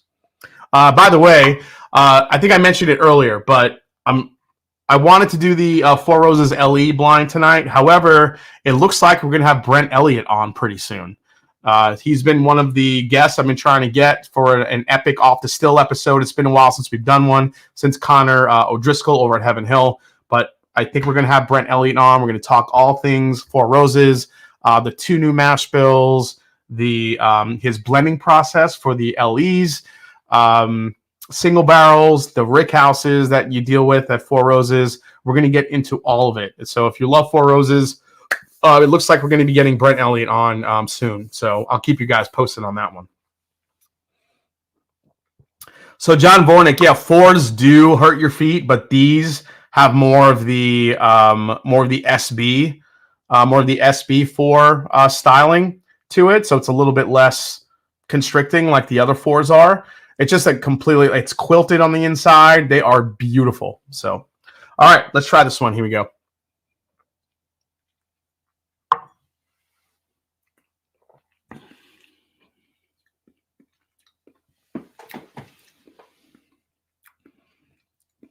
Oh my God. The palette is really good. I mean, it is. This is a, wow. It's very chocolatey to me, but not like dark bitter chocolate. This is a very sweet chocolate type of note I'm getting. Chocolatey. Remember when I said like Whoppers earlier in the night when I was trying something else? I'm getting like that Whoppers note again. I don't know why I'm picking that up tonight so much, but I'm getting like that chocolate covered malt ball like note on this as well. A lot of brown sugar. It's very sweet. It's very rich. It's oaky. The proof is not overwhelming. I don't know how much you want to go by that because I've had a lot of stuff to try tonight. Is it $350 good? It's a good question.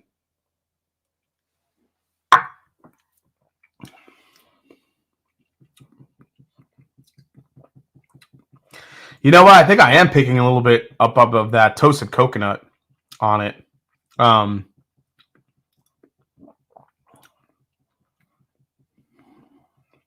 Yeah. Toasted coconut. Toasted coconut, chocolate, spice, oak. Definitely some like really dark caramel. The proof is nice. I'm still getting a little bit of that acetone note that I normally get with Brown-Forman high-H products. $350 for this. At least this single barrel that I have, I wouldn't pay $350 for this. But, you know, there could be some single barrels out there of King Kentucky that would best this. But this one, and here's the thing that makes me a little nervous. Media samples are usually the best of the best. So if this ends up being best of the best, and the other ones are a little bit lower than this, that makes me a little nervous. I don't know. This one doesn't really. Let me take another sip here.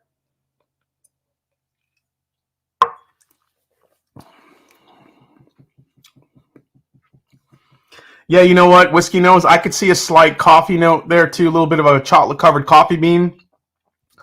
I mean, it's really good. Yeah, I mean, Whiskey Nose, you kind of put that in my head. I am getting a little bit of a coffee bean on the back end too here. But that chocolate-covered espresso bean a little bit with that coconut, that toasted coconut note is kind of what puts it over the edge. This is really good. Here's the thing. If you have a chance to buy King of Kentucky at $350 and you're willing to spend the money on it, it's a matter of you're not going to be disappointed. It's going to be a really, really good bourbon. I feel like each and every year that King Kentucky comes out, they never really ever disappoint. None of them are ever going to be terrible. It's kind of like a Logic Creek Barrel Proof. Some are better than others, but you're always going to get a solid bourbon no matter what. And I think for this one, for King Kentucky, if you're willing to spend the $350 on it, Is it 350? I'd like this better at 250. I still wish it was 250. I don't think this is $100 better than other King Kentuckys I have. I have a bottle of King Kentucky up there, and I think mine is better than this one. So, and I paid secondary for that bottle, but at the time, mine was 250 versus this being 350. But is it still good? Yeah, but I think still mine is better. King Kentucky or Russell's Reserve 15? Let's find out. You guys have the best ideas.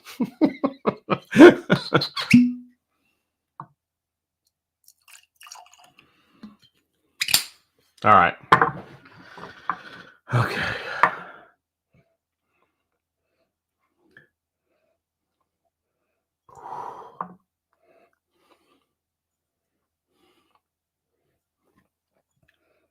The Russell's 15 on the nose is way more fruit forward than the King Kentucky. The King Kentucky is chocolate, it's toasted coconut, it's acetone, and it's oak.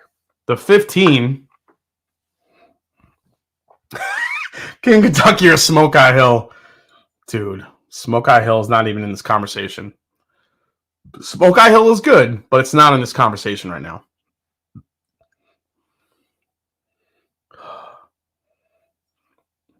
I think I like the nose on the Russell's 15 better.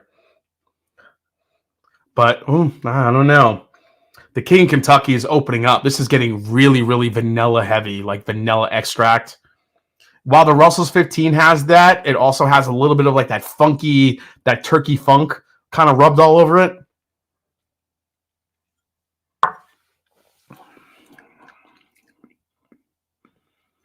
Oh, man. Russell's 15 is so effing good.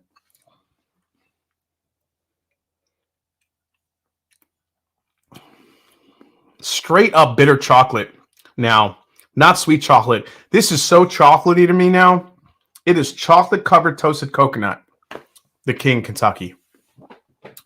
I like the Russell's 15 better. Maybe just because I'm a turkey guy. But I think for the money, this is $250 retail. $100 less than King Kentucky. I think the Russell's 15 actually gives you a little bit better of an experience. The King Kentucky is really good. It is getting more and more chocolatey every time I go back to it.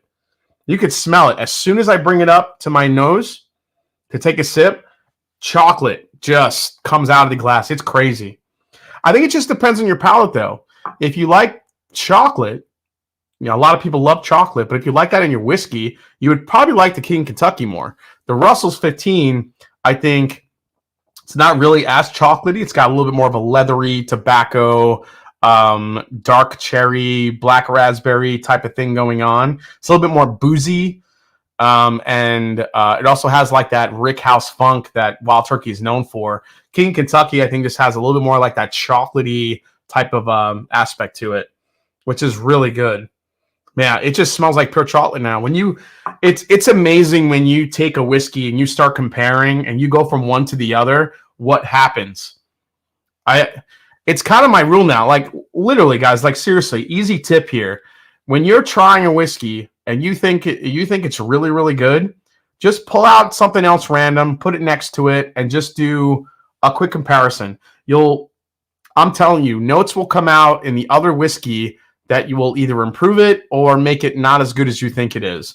I just think just having a comparison whiskey at all times is really important, because this King Kentucky wasn't as impressive to me in the beginning, but then I put it against this, and now all these other notes I'm getting out of the King Kentucky, that's kind of helping me along here. And the chocolate and the coconut and the richness that's coming out of the King Kentucky is really nice. But I still think I like the Russell's 15 a little bit better, because this thing is just so dense and rich. And the Russell's 15 actually has a better mouthfeel, too, than the King Kentucky. At least this single barrel. They're pretty close in texture. But, man, Actually, I take that back. I think the King Kentucky has a better texture than Russell's 15. But I like the overall flavors in the Russell's 15 versus the King Kentucky. They're close, man. They are close. But they are two different animals.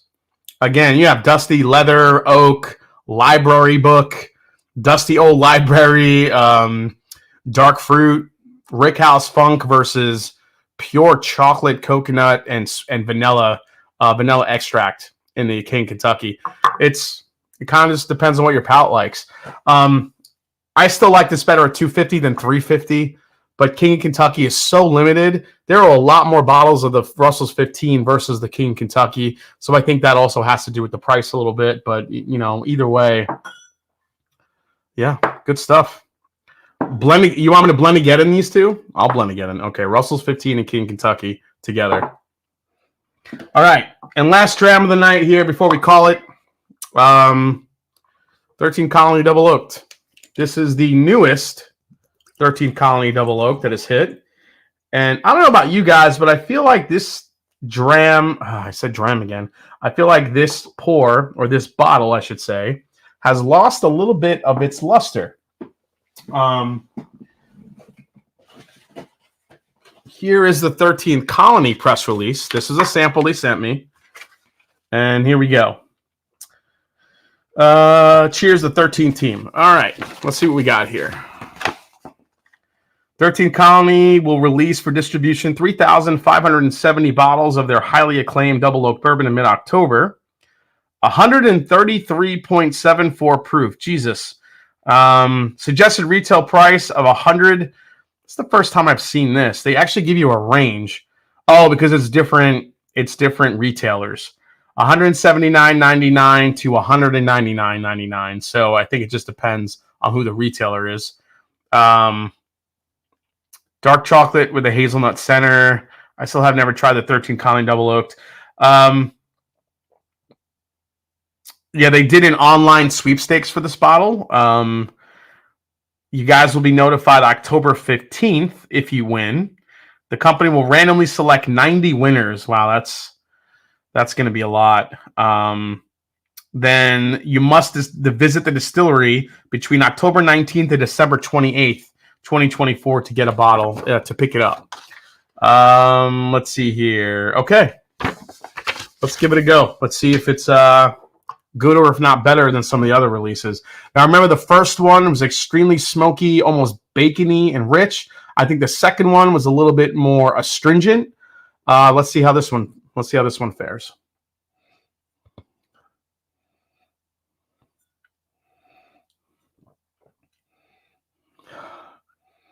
It's straight up bacon on the nose. It's very bacon, maple syrup heavy.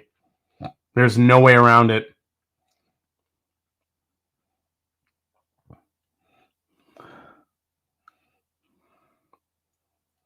Are retailers still not shipping bourbon to Texas? A lot of them are not. South Carolina just got on that list too. South Carolina just got on kind of the no-fly zone with whiskeys as well, unfortunately. Not from every retailer, but a good amount of them. We're dealing that with our retailers now. So all you Mash and Journey members, we're going to be tasting this here in the after stream. Our Rebecca Creek single barrel pick. We're going to be tasting here. This is Rebecca's Last Ride, we're calling it. This is the last ever single barrel of Rebecca Creek out of Texas that exists. And I have it. Our group has it, and we cannot wait to bring this to our group. So we're going to be trying that a little bit later, as well as our Middle West Straight Rye single barrel pumpernickel rye, which we have named Solidarity. The Solidarity single barrel straight pumpernickel rye. We basically named it after Scott getting a little bit too drunk on one of my live streams and saying this. In the whole Solidarity. Yeah, Solidarity. So that's a Brewers fan, by the way. I just want to tell you guys that. I'm sorry, I'm an asshole. Okay.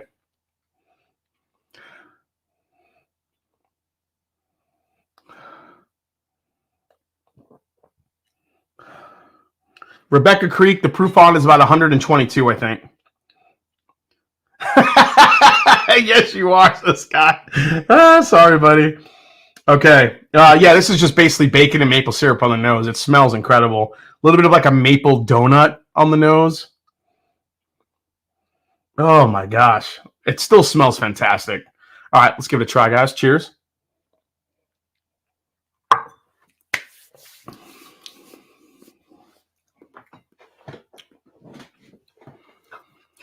Wow, it's actually sweeter than I remembered it being in previous years. The maple note in it is really prevalent. It's not as astringent, but the maple note in here is really strong for me.